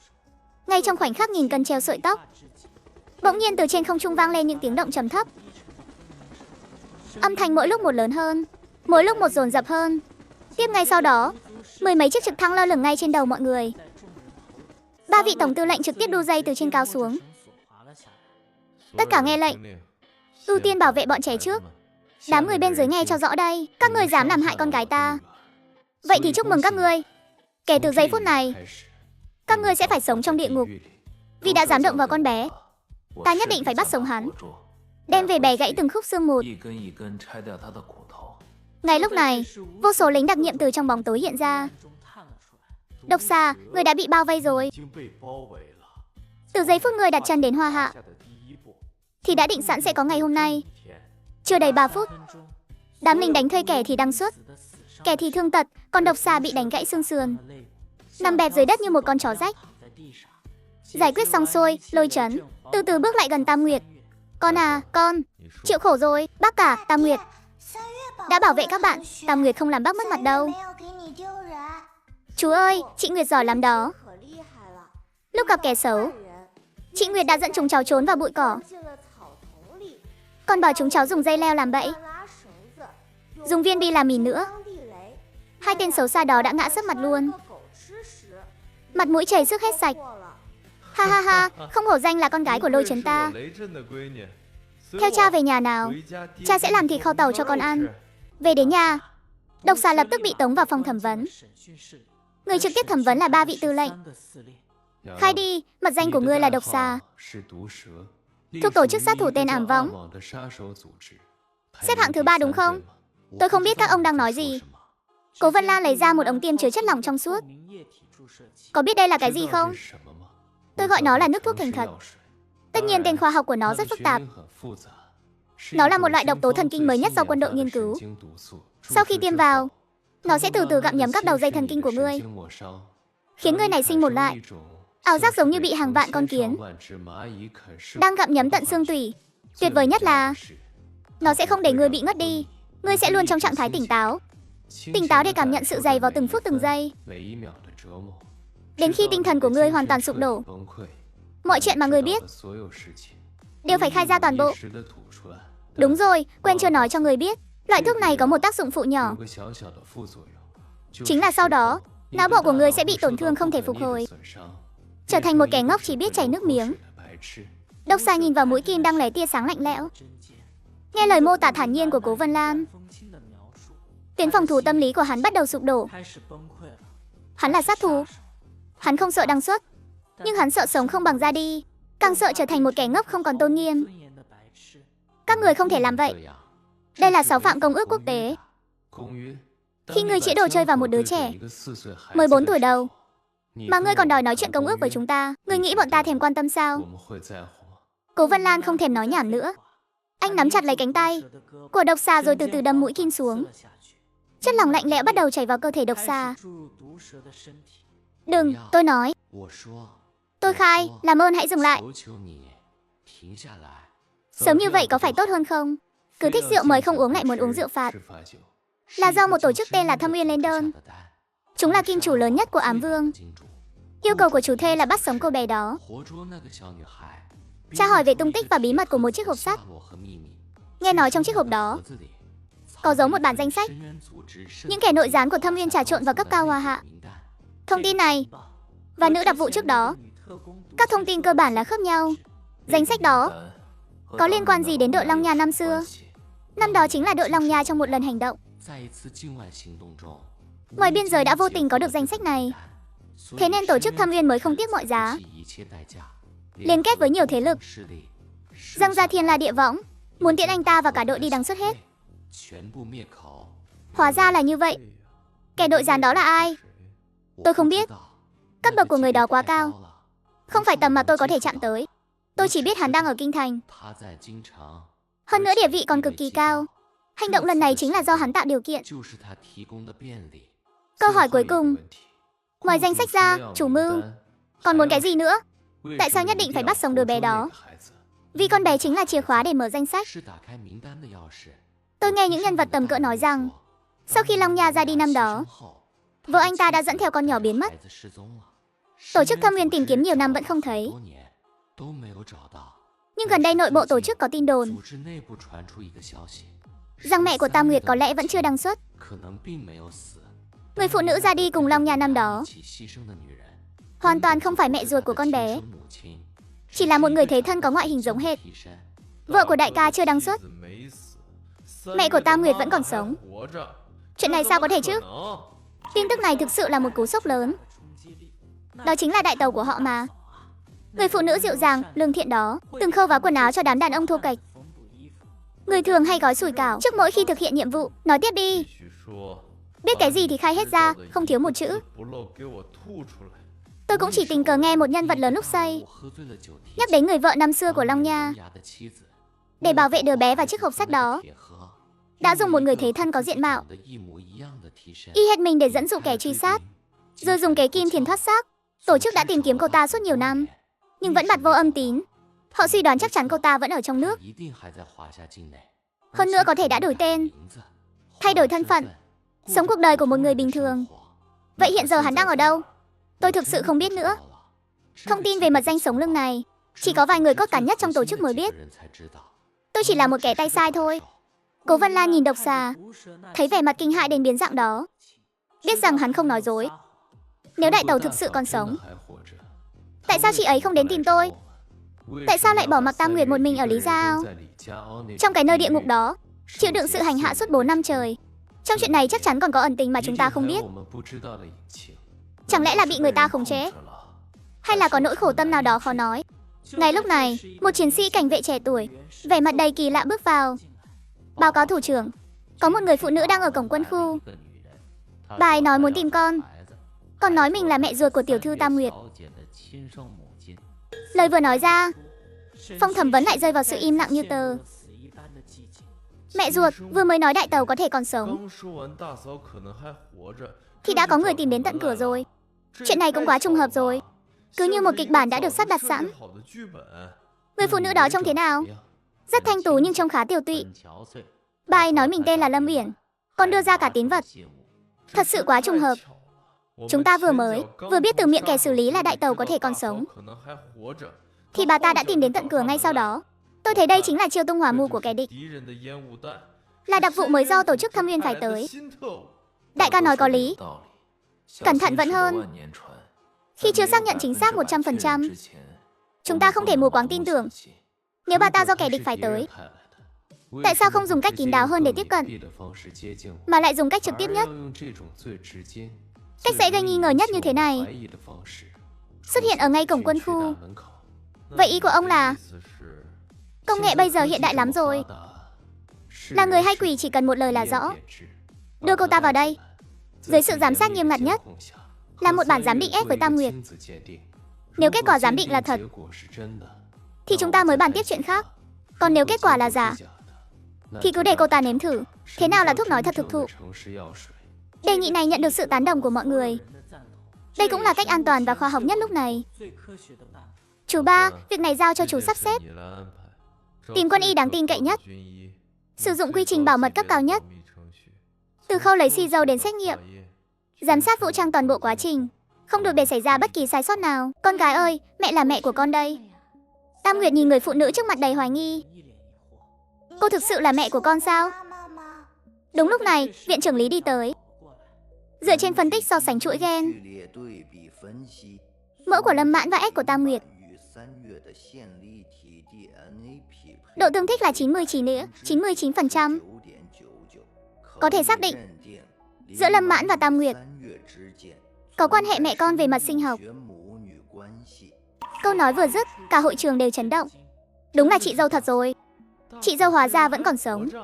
Lúc này Hoắc Thiên đột nhiên nghi hoặc hỏi, chị dâu, chị vẫn còn sống sao? Tại sao năm đó lại bỏ Tam Nguyệt ở nhà họ Lý, để con bé phải chịu khổ suốt 4 năm? Năm đó sau khi anh cả ra đi, người của tổ chức Thâm Uyên đã tìm đến tôi. Chúng tra tấn dã man, ép hỏi tôi về dự án chiếc hộp sắt, để bảo vệ Tam Nguyệt vừa mới chào đời. Tôi tìm một người em họ Sa có ngoại hình giống hệt. Cô ấy bế một con búp bê giả, dẫn dụ bọn truy đuổi đi hướng khác, rồi nhảy xuống vực tự đăng xuất, tạo ra hiện trường giả là tôi và con đều đã mất. Một mình tôi mang theo Tam Nguyệt chạy trốn, tìm đến quê nhà của anh cả. Khuôn mặt của tôi chính là mục tiêu lớn nhất, nên mẹ đành nén đau gửi gắm Tam Nguyệt cho Lý Đại Cường chăm sóc. Nói đến đây, Lâm Huyền quỳ sụp xuống đất. Tam Nguyệt, bé ngoan của mẹ. Mẹ xin lỗi, mẹ của con đến muộn rồi. Tam Nguyệt thấy vậy, liền bước từng bước nhỏ chậm rãi tiến về phía Lâm Uyển. Mẹ, đúng là mẹ rồi. Mẹ đã về rồi. Con ngoan của mẹ, cục cưng của mẹ. Cứ như vậy, Lâm Uyển cũng dọn vào sống trong lâu đài màu hồng đó. Tam Nguyệt trở thành đứa trẻ hạnh phúc nhất thế giới. Không chỉ có 6 người bố tuyệt vời nhất thế giới, mà giờ còn có thêm một người mẹ nấu ăn ngon nhất thế giới. Nhưng ngày hôm nay, Lâm Uyển đã hỏi một câu hỏi nhạy cảm. Tam Nguyệt à, cái hộp sắt bố con để lại còn đó không? Hộp sắt là cái gì à? Chính là cái hộp sắt đựng ảnh đó. Đó là tín vật duy nhất bố để lại cho hai mẹ con mình. Mẹ rất muốn nhìn lại dáng vẻ của bố con.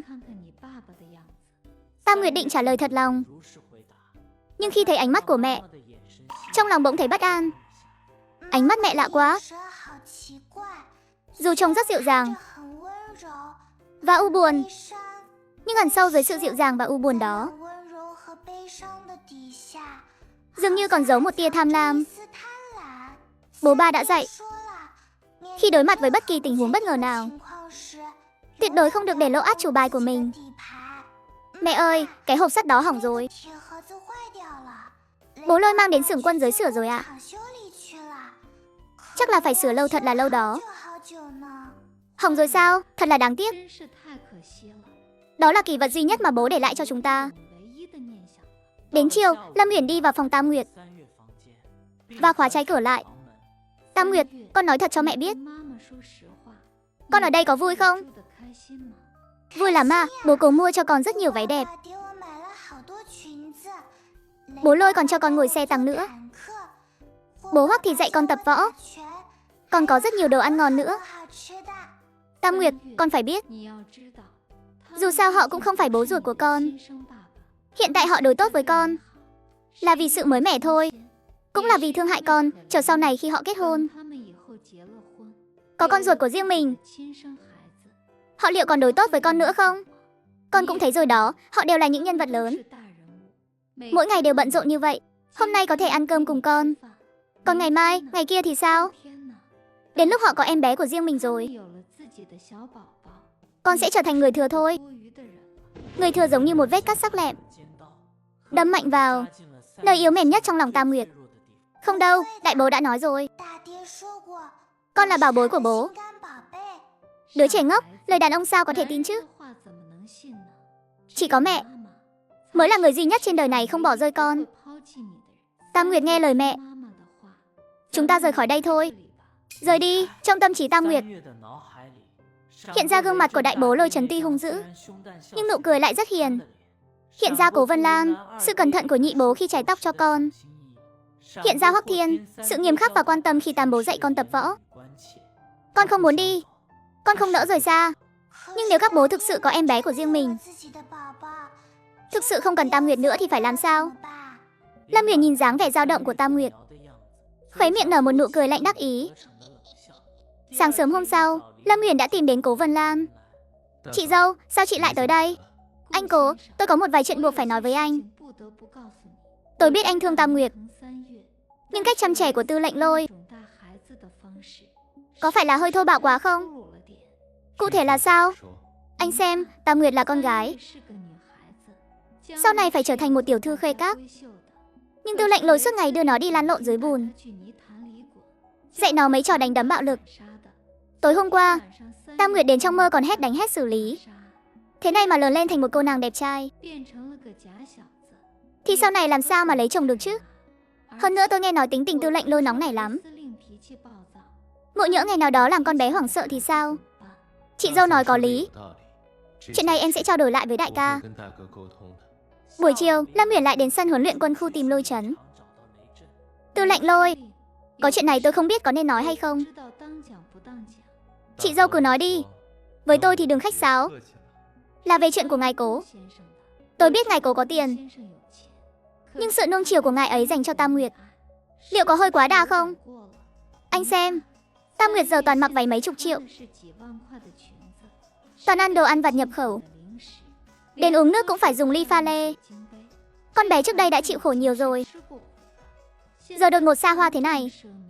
Tôi sợ sau này nó sẽ ham mê hư vinh mà quên đi bổn phận. Tôi đã bảo cái tên mặt trắng lão nhị đó không đáng tin mà. Nuôi con cái tôi như hoa trong lồng kính thế à? Sau này gặp nguy hiểm thì tính sao? Chị dâu cứ yên tâm. Việc này tôi nhất định phải quản. Đến tối, không khí trong phòng khách trở nên vô cùng căng thẳng. Lão nhị, tôi thấy lớp học piano của Tam Nguyệt dừng lại được rồi đấy. Từ ngày mai, hãy để nó theo tôi đến quân đội chạy Việt dã 5 cây số. Đại ca, Tam Nguyệt mới có 4 tuổi thôi. 5 cây số, anh định huấn luyện cho nó hẹo luôn à? Hơn nữa tôi thấy cái kiểu quản lý quân sự của anh đang ảnh hưởng nghiêm trọng đến thẩm mỹ và tính cách của con bé. Cứ luyện tập kiểu này, Tam Nguyệt sau này chỉ có thể đi làm bảo vệ thôi. Vậy bà, làm bảo vệ thì sao chứ? Chỉ cần trong tay có đồ chơi, xem ai dám bắt nạt nó. Con chú thì sao? Suốt ngày mua mấy thứ rác rưởi xa hoa phù phiếm đó, làm hỏng hết cả đứa trẻ rồi. Đó gọi là đẳng cấp. Còn hơn mấy cái xe tăng nồng nặc mùi dầu mỡ của anh. Ông bảo ai là xe tăng nát hả? Bảo ông thì sao nào? Lúc này hai người đàn ông ngay trước mặt đứa trẻ cãi nhau đến đỏ mặt tía tai, thậm chí còn định sắn tay áo động thủ. Cãi đi, cái càng hăng càng tốt. Xem ra kế ly gián của mình rất thành công. Nhưng Hoắc Thiên đã nhận ra có gì đó sai sai. Bình thường đại ca và nhị ca rất hòa thuận. Hôm nay sao lại thế này? Chắc chắn trong này có âm mưu. Ngày hôm sau Hoắc Thiên định đi khách sạn, lại tình cờ thấy Lam Uyển xách một túi rác, lén lén lút lút đi ra ngoài cửa. Thường ngày rác đều do bảo mẫu dọn dẹp. Hôm nay đại tẩu lại đích thân đi đổ rác. Thấy Lam Uyển ném túi rác vào thùng xong, lại nhìn quanh một lượt, mới chậm rãi rời đi. Thấy Lam Uyển đi rồi, Hoắc Thiên vội vàng chạy tới. Anh không hề lục lọi túi rác, mà cúi người xuống kiểm tra dưới đáy thùng rác. Quả nhiên Hoắc Thiên phát hiện ra một dấu vết rất nhỏ và còn mới. Đó là một hình tam giác, có thêm một gạch ngang ở giữa. Ký hiệu này là mình từng thấy trong hồ sơ tuyệt mật của lữ đoàn đặc chiến. Đó là mật mã của một tổ chức gián điệp nước ngoài, đã bị triệt phá dùng để truyền tin an toàn. Lam Uyển này đúng là một con cáo già. Cô bé vừa mới nhận lại mẹ, thì bố tư lệnh lại phát hiện mẹ nó là đặc vụ. Hoắc Thiên vội vàng tìm Lôi Chấn và Cố Vân Lan, đem toàn bộ những gì mình phát hiện được kể ra hết. Mẹ kiếp, lão tử sẽ xử lý bà ta ngay. Đại ca, anh bình tĩnh chút đi. Dù Lâm Uyển là gián điệp, nhưng xét nghiệm S với Tam Nguyệt là thật. Giờ anh mà đi tìm bà ta, chắc chắn bà ta sẽ không nhận tội, còn để lại bóng ma tâm lý cho Tam Nguyệt. Vậy phải làm sao? Chẳng lẽ cứ để đặc vụ diễn kịch trước mắt mình sao? Hoắc Thiên lấy ra một chiếc camera siêu nhỏ. Chúng ta có thể tương kế tự kế. Bà ta chẳng phải muốn cái hộp sắt đó sao? Vậy thì chúng ta sẽ cho bà ta cơ hội, cho hắn một cơ hội tự sa vào lưới. Ngày hôm sau Hoắc Thiên đề nghị, để xoa dịu bầu không khí căng thẳng dạo gần đây, cũng là để làm Tam Nguyệt vui vẻ hơn, cả gia đình cùng nhau đi dã ngoại. Đề nghị này đã nhận được sự đồng thuận của cả nhà. Đến khu dã ngoại, mọi người ăn xong liền chuẩn bị đi bắt cá. Lôi Trần bỗng nhiên thét lên đầy hối lỗi, hỏng rồi. Cái hộp sắt của đại ca, tôi vốn định hôm nay mang ra để kể cho Tam Nguyệt nghe về chuyện của bố nó. Kết quả là để trên xe quên mang theo rồi. Quên thì thôi vậy, chúng ta câu cá xong rồi về lấy. Không được, đó là kỷ vật của đại ca. Nhớ đâu bị mất thì sao? Tôi phải quay về lấy. Hay đại ca, cái trí nhớ của ông thật là... Xe khóa rồi. Chìa khóa đang ở chỗ tôi. Chúng ta cứ ra bờ hồ câu cá trước đã. Tí nữa về tiện tay lấy là được mà. Nơi rừng sâu núi thẳm này làm gì có ai lấy trộm. Không được đâu, thôi được rồi. Vậy lát nữa rồi lấy. Cuộc trò chuyện này âm lượng vừa đủ, vừa vặn để Lâm Uyển đang ngồi trên thảm nghe thấy. Hộp sắt đang ở trên xe. Đây đúng là cơ hội trời cho. Đang giàu dĩ vì không tìm được cơ hội để hành động, Lâm Uyển bỗng giả vờ đau đớn.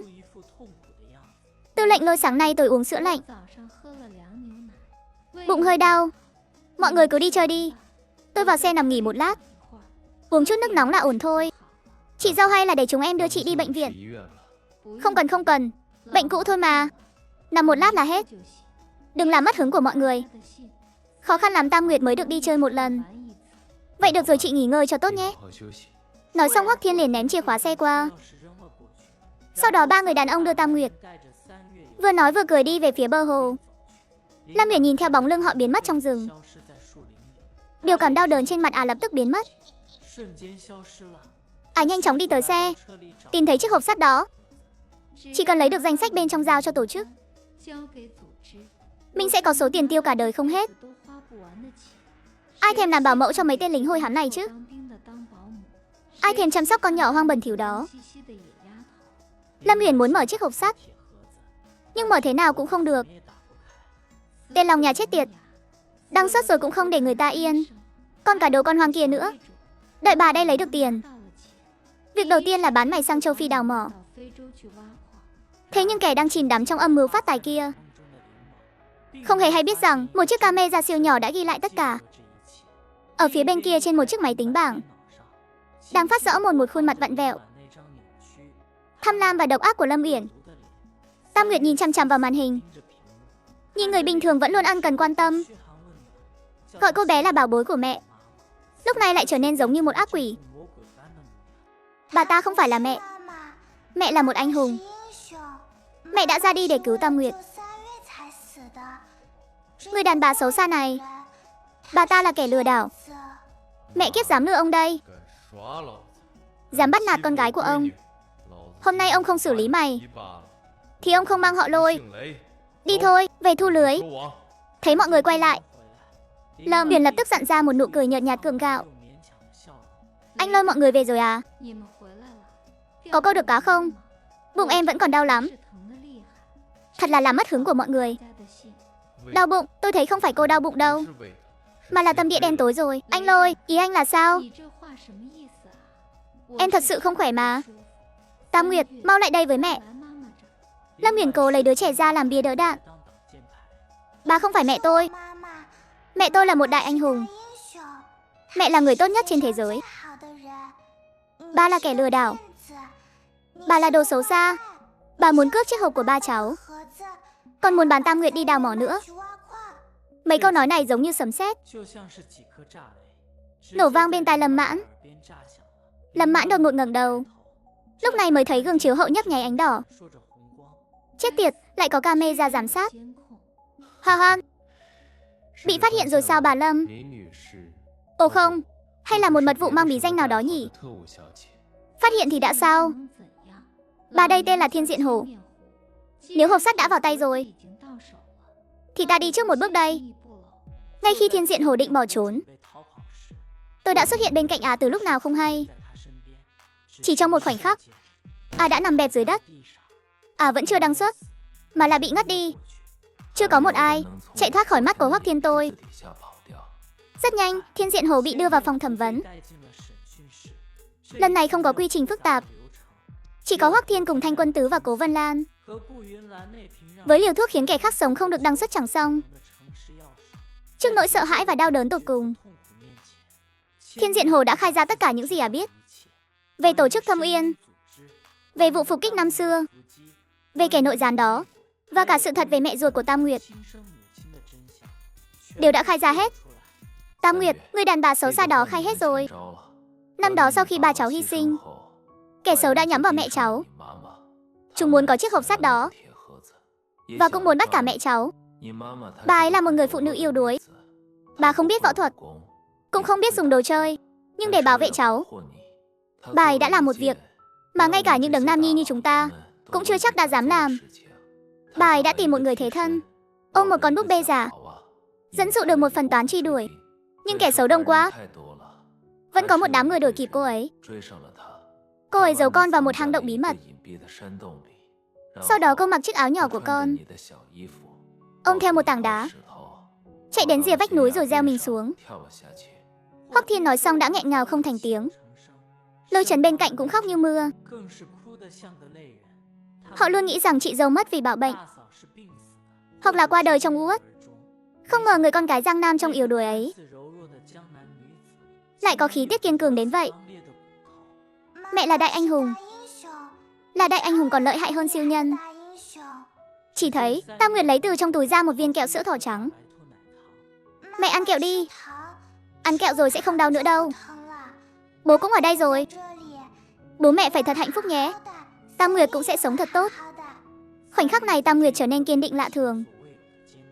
Đó là sự trưởng thành sau phong ba, sau khi nếm trải sinh tử, và cả những cuộc chia ly mới có được. Đại bá ơi, chúng ta về nhà thôi. Con muốn ăn thịt kho tàu rồi. Phải là đại bá làm cơ. Không muốn ăn đồ người đàn bà xấu xa kia nấu. Được rồi, đại bá làm cho con một chậu lớn luôn. Chúng ta về nhà nào. 6 người đàn ông vây quanh một cô bé, hướng về hoàng hôn đi xuống núi. Tiếp theo, cuộc sống mới của Tam Nguyệt chỉ vừa mới bắt đầu. Hôm nay là sinh nhật 6 tuổi của Tam Nguyệt. Các đại bá cũng đều về nhà từ sớm để chúc mừng sinh nhật cho cô bé. Con cái yêu sinh nhật vui vẻ nha. Mau ước đi nào. Chỉ thấy Tam Nguyệt chắp hai tay lại, thầm ước một điều nhỏ nhoi trong lòng. Con hy vọng các fan của mình luôn mạnh khỏe, bình bình an an. Cũng hy vọng có thể mãi mãi ở bên các đại bá. Đón sinh nhật xong, lại một rắc rối đặt ra trước mắt 6 ông bố tư lệnh. Đó chính là việc đi học. Tam Nguyệt đã 6 tuổi rồi. Lẽ ra đã đến lúc phải vào tiểu học rồi. Tam Nguyệt, con có muốn đi học không nào? Dạ muốn, con muốn được đeo cặp sách mới. Nghe Tam Nguyệt nói vậy, các ông bố mới thở phào nhẹ nhõm. Cố Vân Lan đã dùng đến siêu năng lực, liên hệ thẳng cho Tam Nguyệt một ngôi trường tốt nhất kinh thành. Trường tiểu học tư thục, tiểu học quốc tế Cedric, Meiji. Nhưng ngôi trường này nổi tiếng là khó vào. Không chỉ cần có tiền, mà còn phải qua vòng phỏng vấn và thi viết cực kỳ khắt khe. Ngày phỏng vấn, giám khảo lại đưa ra một câu hỏi thiếu dữ kiện. Nghe câu hỏi nhé, có 10 con chim đậu trên cây. Thợ săn nổ súng tiễn một con bay màu. Hỏi còn lại mấy con? Cháu biết ạ, còn 9 con. Là không con, vì những con khác đều bị dọa sợ mà bay mất rồi. Thưa thầy, người thợ săn đó dùng món đồ chơi gì vậy à? Nếu là đồ chơi cầm tay giảm thanh, ví dụ như dòng 92, có lắp bộ giảm âm, tiếng động sẽ rất nhỏ. Nhưng con chim khác có thể chẳng nghe thấy gì, hoặc chưa kịp phản ứng, thì trên cây vẫn còn 9 con. Nếu là đồ chơi giải thông thường hay đồ chơi săn, thì tiếng động sẽ rất lớn. Đoàng một cái, chắc chắn chúng sẽ bay sạch. Vậy là không con. Nếu là loại đồ chơi liên thanh, xả nguyên một băng tạch tạch tạch, thì có lẽ không chỉ tiễn một con bay màu đâu. Có thể sẽ tiễn đi vài con cùng lúc. Số còn lại mới bay đi. Vậy nên thưa thầy, câu hỏi này không đủ dữ kiện. Không tính toán được ạ. Cô bé đi phỏng vấn tiểu học, dùng kiến thức về hàng nóng khiến giám khảo sốc nặng. Có 10 con chim trên cây. Thợ săn nổ súng tiễn một con bay màu. Nếu thợ săn cầm đồ chơi 920 giảm thanh, thì còn lại 9 con. Nếu cầm đồ chơi dài, thì là không con. Nếu là đồ chơi liên thanh, thì cả 10 con chim chắc đều héo hết. Nghe xong ai nấy đều hoàn toàn cạn lời. Thế này mà là đi học cái nỗi gì? Rõ ràng là tới để phổ cập kiến thức quân sự mà. Bé con này, trí tưởng tượng của con phong phú quá. Chúng ta đổi chủ đề khác nhé. Nếu con thấy một bà cụ bị ngã ở ven đường, thì con sẽ làm thế nào? Con sẽ đỡ bà cụ dậy. Con sẽ dùng tiền tiêu vặt mua kẹo cho bà cụ ăn. Con sẽ quan sát xung quanh xem có camera không đã. Nếu không có camera, con phải xem bà cụ có đang diễn kịch không. Nhị bà đã nói rồi, bây giờ có nhiều vụ giàn cảnh ăn vạ lắm. Nếu bà ấy là giả vờ, con sẽ báo cảnh sát bắt bà ấy. Nếu là ngã thật, con sẽ gọi cấp cứu. Nhưng con không thể tùy tiện đỡ được. Nhớ đâu bà ấy nói là bị con đâm vào thì sao? Dù sao thì sức con cũng mạnh lắm. Sao xảy một chút là có khi tiễn bà ấy đi luôn thật đấy. Đứa trẻ này có bị kích động gì không vậy? Sao cái tư duy này nó sỏi đời quá vậy? Buổi phỏng vấn hôm nay đến đây thôi nhé. Các con có thể ra cổng tìm phụ huynh được rồi. Kết quả trúng tuyển chúng tôi sẽ thông báo qua điện thoại. Tam Nguyệt vừa ra khỏi cửa, các bố đã vây quanh ngay. Sao rồi con gái, thi cử thế nào? Cái cô giáo đó hình như không được thông minh lắm. Đến món đồ chơi thợ săn dùng là loại gì cũng không biết. Đó là vì con gái chúng ta quá chuyên nghiệp thôi. Giáo viên cũng chỉ là người dạy chữ thôi mà. Căn bản là không hiểu gì về đồ chơi đâu. Đúng vậy, nếu họ không nhận con, thì đó là tổn thất của họ. Chúng ta đổi trường khác. Bố không thiếu tiền. Thích mua trường nào là bố mua luôn trường đó. Tam Nguyệt, vừa rồi con phân tích rất chuẩn. Rất có ý thức thực chiến. Giỏi lắm, dù câu trả lời của Tam Nguyệt rất căng. Nhưng ngôi trường tư thục này vẫn nhận cô bé. Thế là Tam Nguyệt bắt đầu đời học sinh tiểu học. Nhưng ngay ngày đầu tiên chính thức đi học, đã bị thu tiền bảo kê. Đứa mới đến kia, tao bảo cho mà biết. Ở cái lớp này, tao mới là đại ca. Nếu mày muốn yên ổn ở đây, thì phải nộp tiền bảo kê. Tiền bảo kê là cái gì à? Nộp tiền rồi thì anh giúp tôi chống đạn hay là đỡ lựu đạn? Nếu gặp phải lính bắn tỉa, anh có đỡ đạn giúp tôi được không? Nếu gặp phải xe tăng, anh có giúp tôi chặn xích xe được không? Cái con nhỏ này, mày xem phim hoạt hình quá nhiều rồi đấy à? Bớt nói nhảm đi, tóm lại là phải nộp tiền. Đưa hết tiền tiêu vặt trên người đây. Nếu không tao sẽ tác động mày đấy. Nói xong Triệu Nhật Thiên giơ tay ra, định đẩy vào vai Tam Nguyệt. Nhưng Tam Nguyệt chỉ đưa ra một ngón tay. Triệu Nhật Thiên liền bay thẳng ra ngoài. Chuyện gì thế này? Con bé mới đến đó, chỉ dùng đúng một ngón tay mà đã đẩy bay Triệu Nhật Thiên rồi. Đây có còn là người không vậy? Chắc là thủy thủ Park A vừa ăn rau bina rồi. Tránh xa tôi ra được không? Tôi bị bệnh sạch sẽ đấy. Mày đánh người, tao sẽ mách bố tao. Tao sẽ bắt mày phải thôi học. Tao sẽ cho mày đi bóc lịch. Thật vô vị. Cỡ này mà cũng đòi làm trùng trường à? Muốn mách thì cứ mách đi. Dù sao tôi cũng không sai. Ngay lúc đó, thầy chủ nhiệm nghe tiếng động liền chạy tới. Ông ta vốn rất thích nịnh bợ mấy vị phụ huynh giàu sang quyền thế, mà bố của Triệu Nhật Thiên lại vừa tặng cho trường một cái thư viện, nên Triệu Nhật Thiên chính là cục cưng của ông ta. Ôi tổ tông của tôi ơi, em bị làm sao thế này? Ai bắt nạt em? Nói cho chú Vương nghe nào. Chú Vương sẽ đòi lại công bằng cho em. Là nó, chính là con nhỏ hoang dã mới đến đó. Nó đã đánh bay em. Chủ nhiệm Vương lập tức đi tới chỗ Tam Nguyệt. Có phải em đã đánh bạn Triệu không? Là cậu ta đẩy cháu trước. Con chỉ đang tự vệ chính đáng thôi. Con bày đặt tự vệ chính đáng. Nhỏ tuổi mà không lo học điều tốt, lại đi học thói đánh đấm nhau.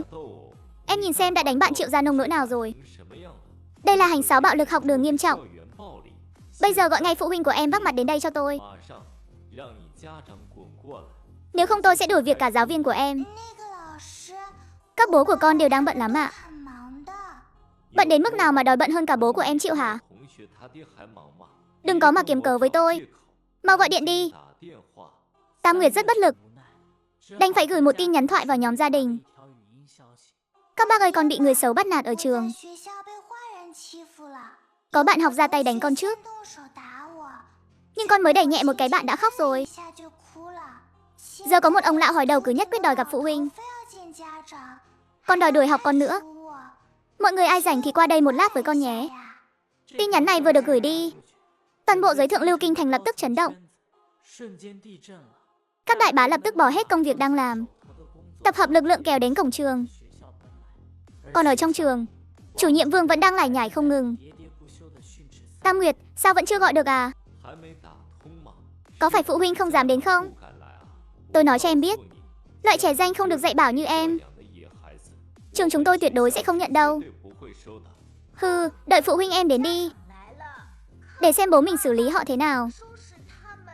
Bố mình là ông chủ lớn đấy, quen biết rất nhiều quan to đấy nhé. Con đã bảo là các bố của con bận lắm mà. Mọi người cứ nhất quyết đòi họ đến. Lát nữa mà có làm mọi người hoảng sợ thì đừng có trách con không nhắc trước. Lời vừa dứt, bên ngoài vang lên một tiếng gầm rú cực lớn, giống như tiếng sấm nổ. Ngay sau đó mặt đất bắt đầu rung chuyển. Có chuyện gì vậy? Động đất à? Chỉ thấy trên bầu trời có mười mấy chiếc trực thăng màu xám lơ lửng. Dưới sân trường, đỗ đầy xe buýt quân sự và lính đặc nhiệm. Và các đại bá đã đi tới phòng học. Cô bé ngày đầu đi học đã bị thu phí bảo kê. Ai mà ngờ được 6 người bố nuôi của con bé đều là tư lệnh. Con gái, ai đã bắt nạt con vậy? Nói cho đại bá nghe nào, đại bá sẽ đòi lại công bằng cho con. Là bạn học họ Triệu kia đẩy con trước. Rồi cái ông già hói đầu kia còn đòi đuổi học con. Bảo con là đồ con hoang, không có giáo dục. Chủ nhiệm Vương nhìn Lôi Trần với đôi vai mang quân hàm tướng quân uy nghiêm, lập tức quỳ sụp xuống đất. Thủ trưởng tha mạng. Con có mắt mà không thấy Thái Sơn.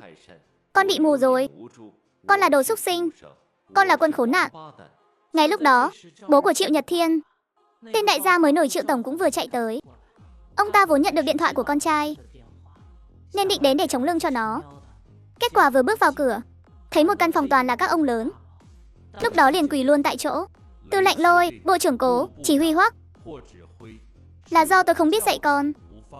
Là do tôi nuôi dưỡng một đứa súc sinh. Thằng nghịch tử, con không mau cút qua đây dập đầu nhận lỗi với tiểu thư Tam Nguyệt. Triệu Nhật Thiên cũng không có ngu. Thấy tình hình hiện tại liền quỳ xuống ngay. Con xin lỗi. Con sai rồi, con không nên bắt nạt bạn. Nếu đã biết thế này, thì lúc đầu làm vậy làm gì? Tôi đã nói là bố tôi rất bận rồi, mà các người cứ nhất quyết không tin. Mang theo thằng danh của ông biến lệ đi. Sau này đừng để nó xuất hiện trước mặt con gái tôi nữa.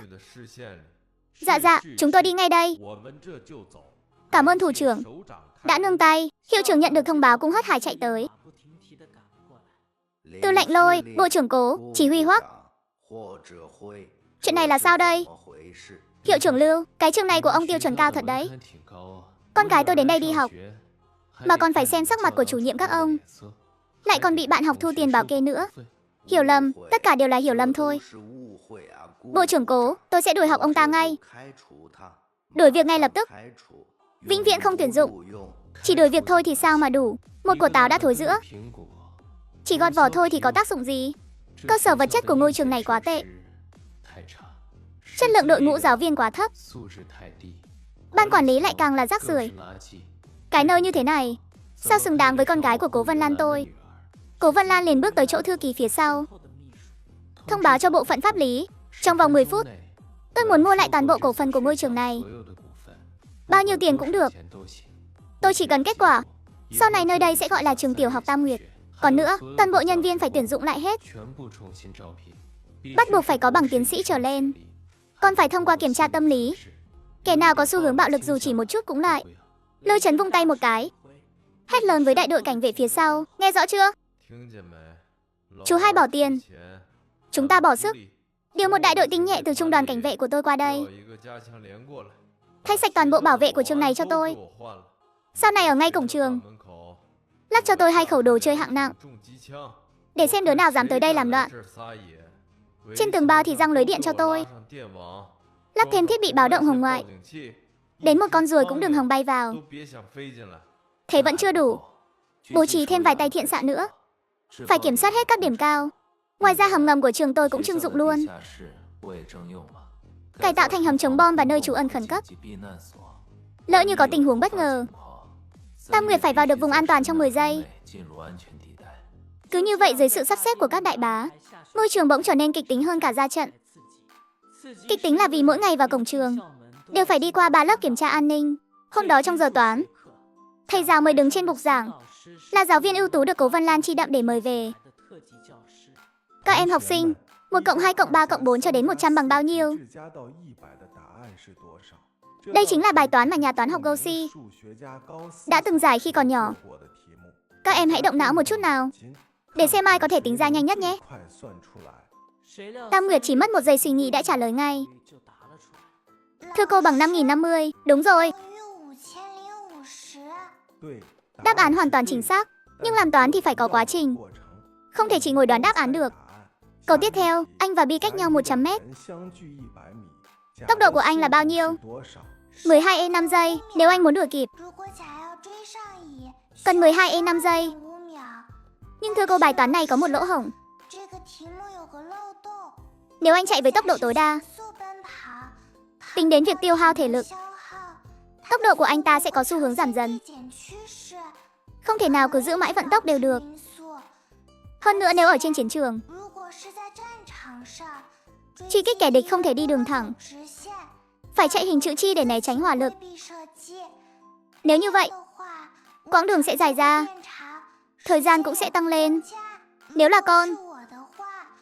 con sẽ chọn cách khai hỏa trực tiếp ở khoảng cách 50 mét. Như vậy chỉ mất không 1 giây thôi. Lời vừa thốt ra, cả lớp bỗng trở nên im lặng. Đây là kiểu tư duy giải bài gì vậy? Đây là tư duy của một sát thủ rồi. Ngay lúc đó, một người đàn ông trung niên bước vào.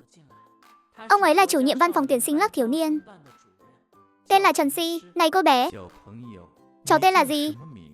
12 5 giây lúc nãy cháu tính như thế nào vậy? Con tính nhầm à?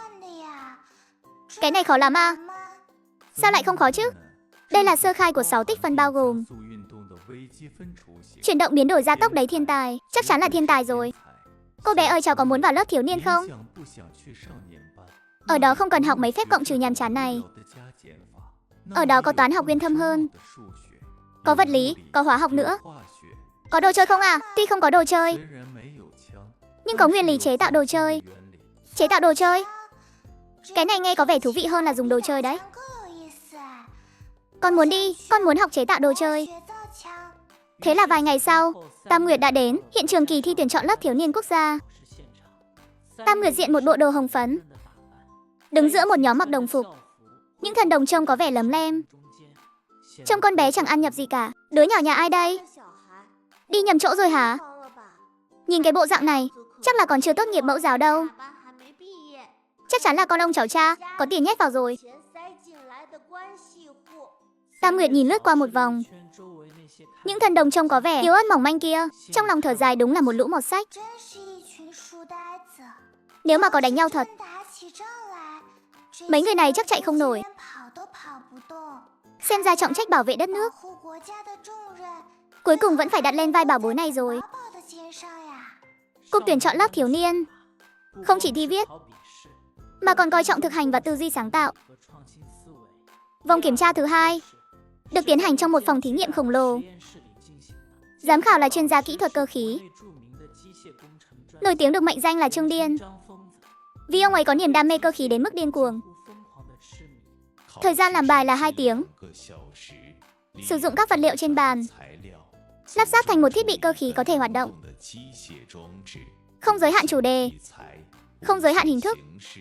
Thứ tôi muốn thấy là trí tưởng tượng và khả năng thực hành của các em. Vừa dứt lời, các thần đồng bắt đầu trổ tài. Chỉ có Tam Nguyệt là vẫn ngồi im ở đó. Lắp ráp mấy cái này thì làm được gì chứ? Bắn được chim hay san phẳng được lô cốt? Thật chán chết. Ngay lúc đó, một chú bảo vệ giữ trật tự trường thi đi tới. Tam Nguyệt nhìn một cái là thấy ngay. Cái đồ chơi màu đen treo bên hông chú bảo vệ bị hỏng rồi. Chú ơi, cái đồ của chú hỏng rồi. Cháu nhìn thấy khó chịu lắm. Có thể để cháu sửa cho được không? Bé con à, đây là dụng cụ của cảnh sát đấy. Không được nghịch linh tinh đâu. Với lại trong này có điện áp cao đấy. Nguy hiểm lắm đó. Cháu không sợ điện đâu. Cháu thường xuyên chạm vào đồ chơi của bố Hoắc mà. Cái đó còn mạnh hơn cái này nhiều. Nói xong, Tam Nguyệt liền đưa tay lấy luôn chiếc dùi cui qua. Bắt đầu sửa chữa. Tháo nắp pin, tháo vỏ rồi rút dây. Động tác mượt mà như nước chảy. Sự thành thục khiến người ta phải xót xa. Chưa đầy 10 giây, chiếc dùi cui vừa nãy còn nguyên vẹn giờ đã biến thành một đống linh kiện, được xếp ngay ngắn ở trên bàn. Bé con ơi, đừng tháo lung tung chứ. Không lắp lại được là chú phải đền tiền đấy.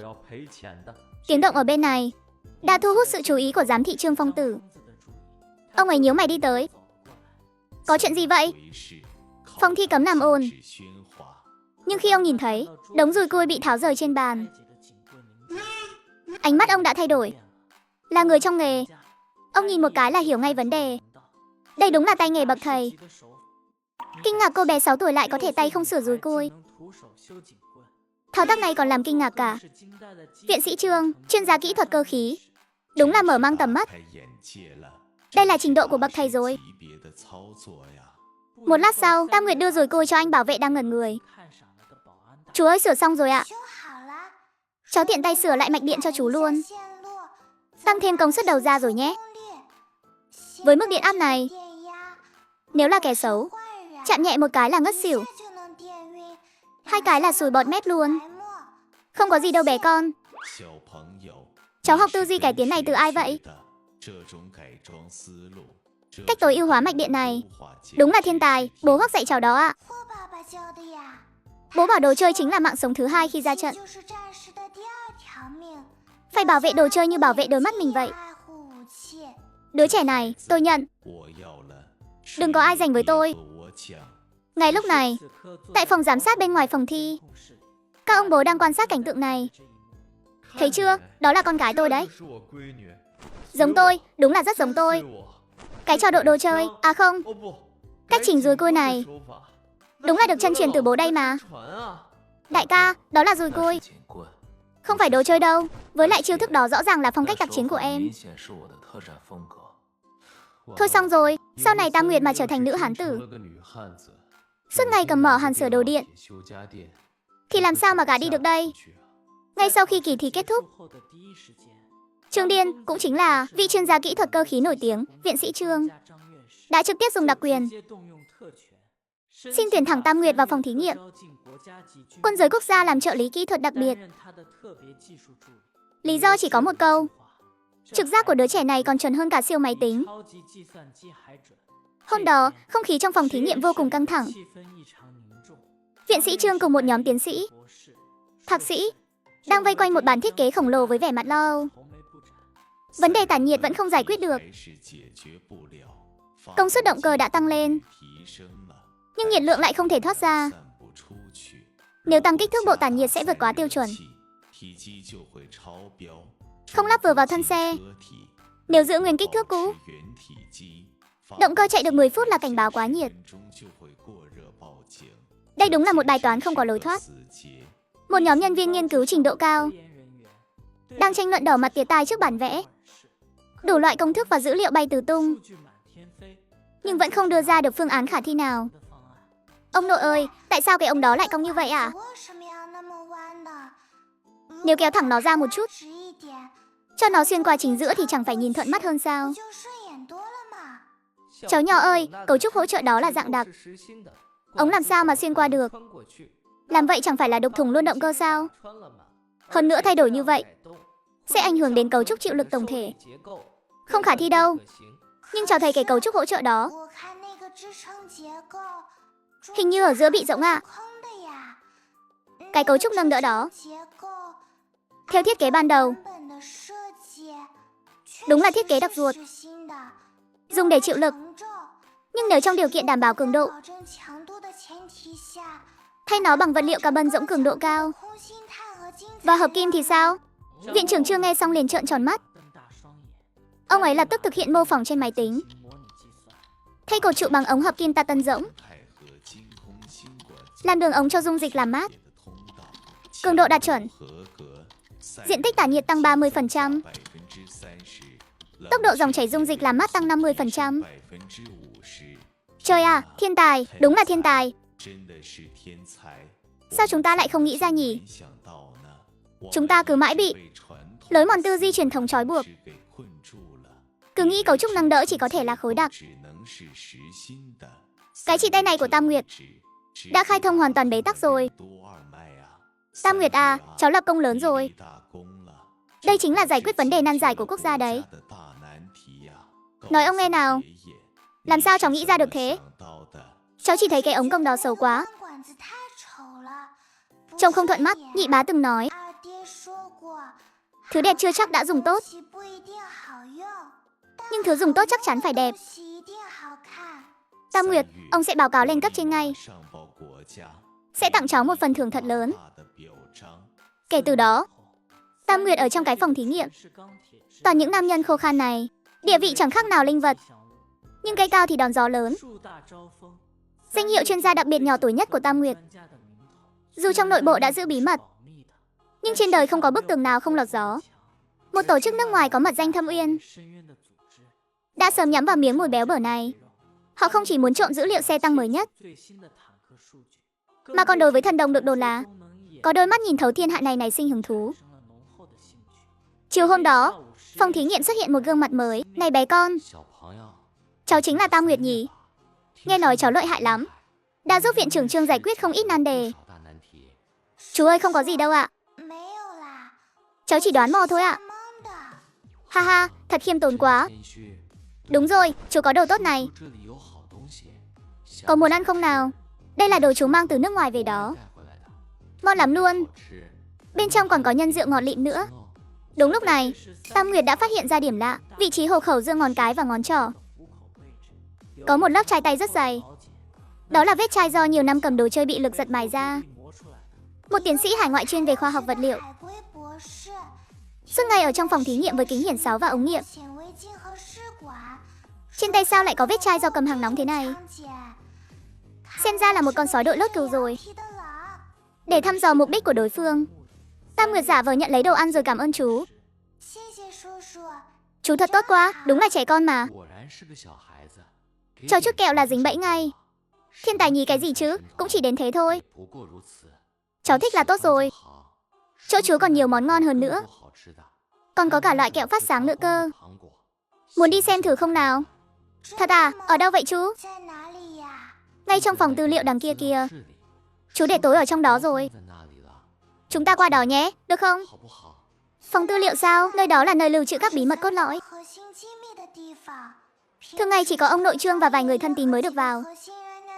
Hừ, chú xấu xa này chắc chắn không có ý tốt rồi. Mình nhất định phải canh chừng hắn. Dạ vâng ạ. Cháu muốn ăn kẹo phát sáng. Tam Nguyệt đi theo Lý Văn về phía phòng tư liệu. Đồng thời, một cách thần không biết quỷ không hay, nhấn nút báo động trong túi áo.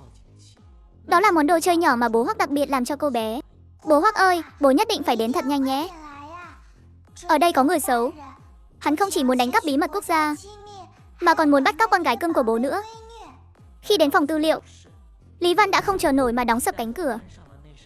Nặng nề đó lại, xem một tập vẫn chưa đã. Đã cập nhật tập mới nhất.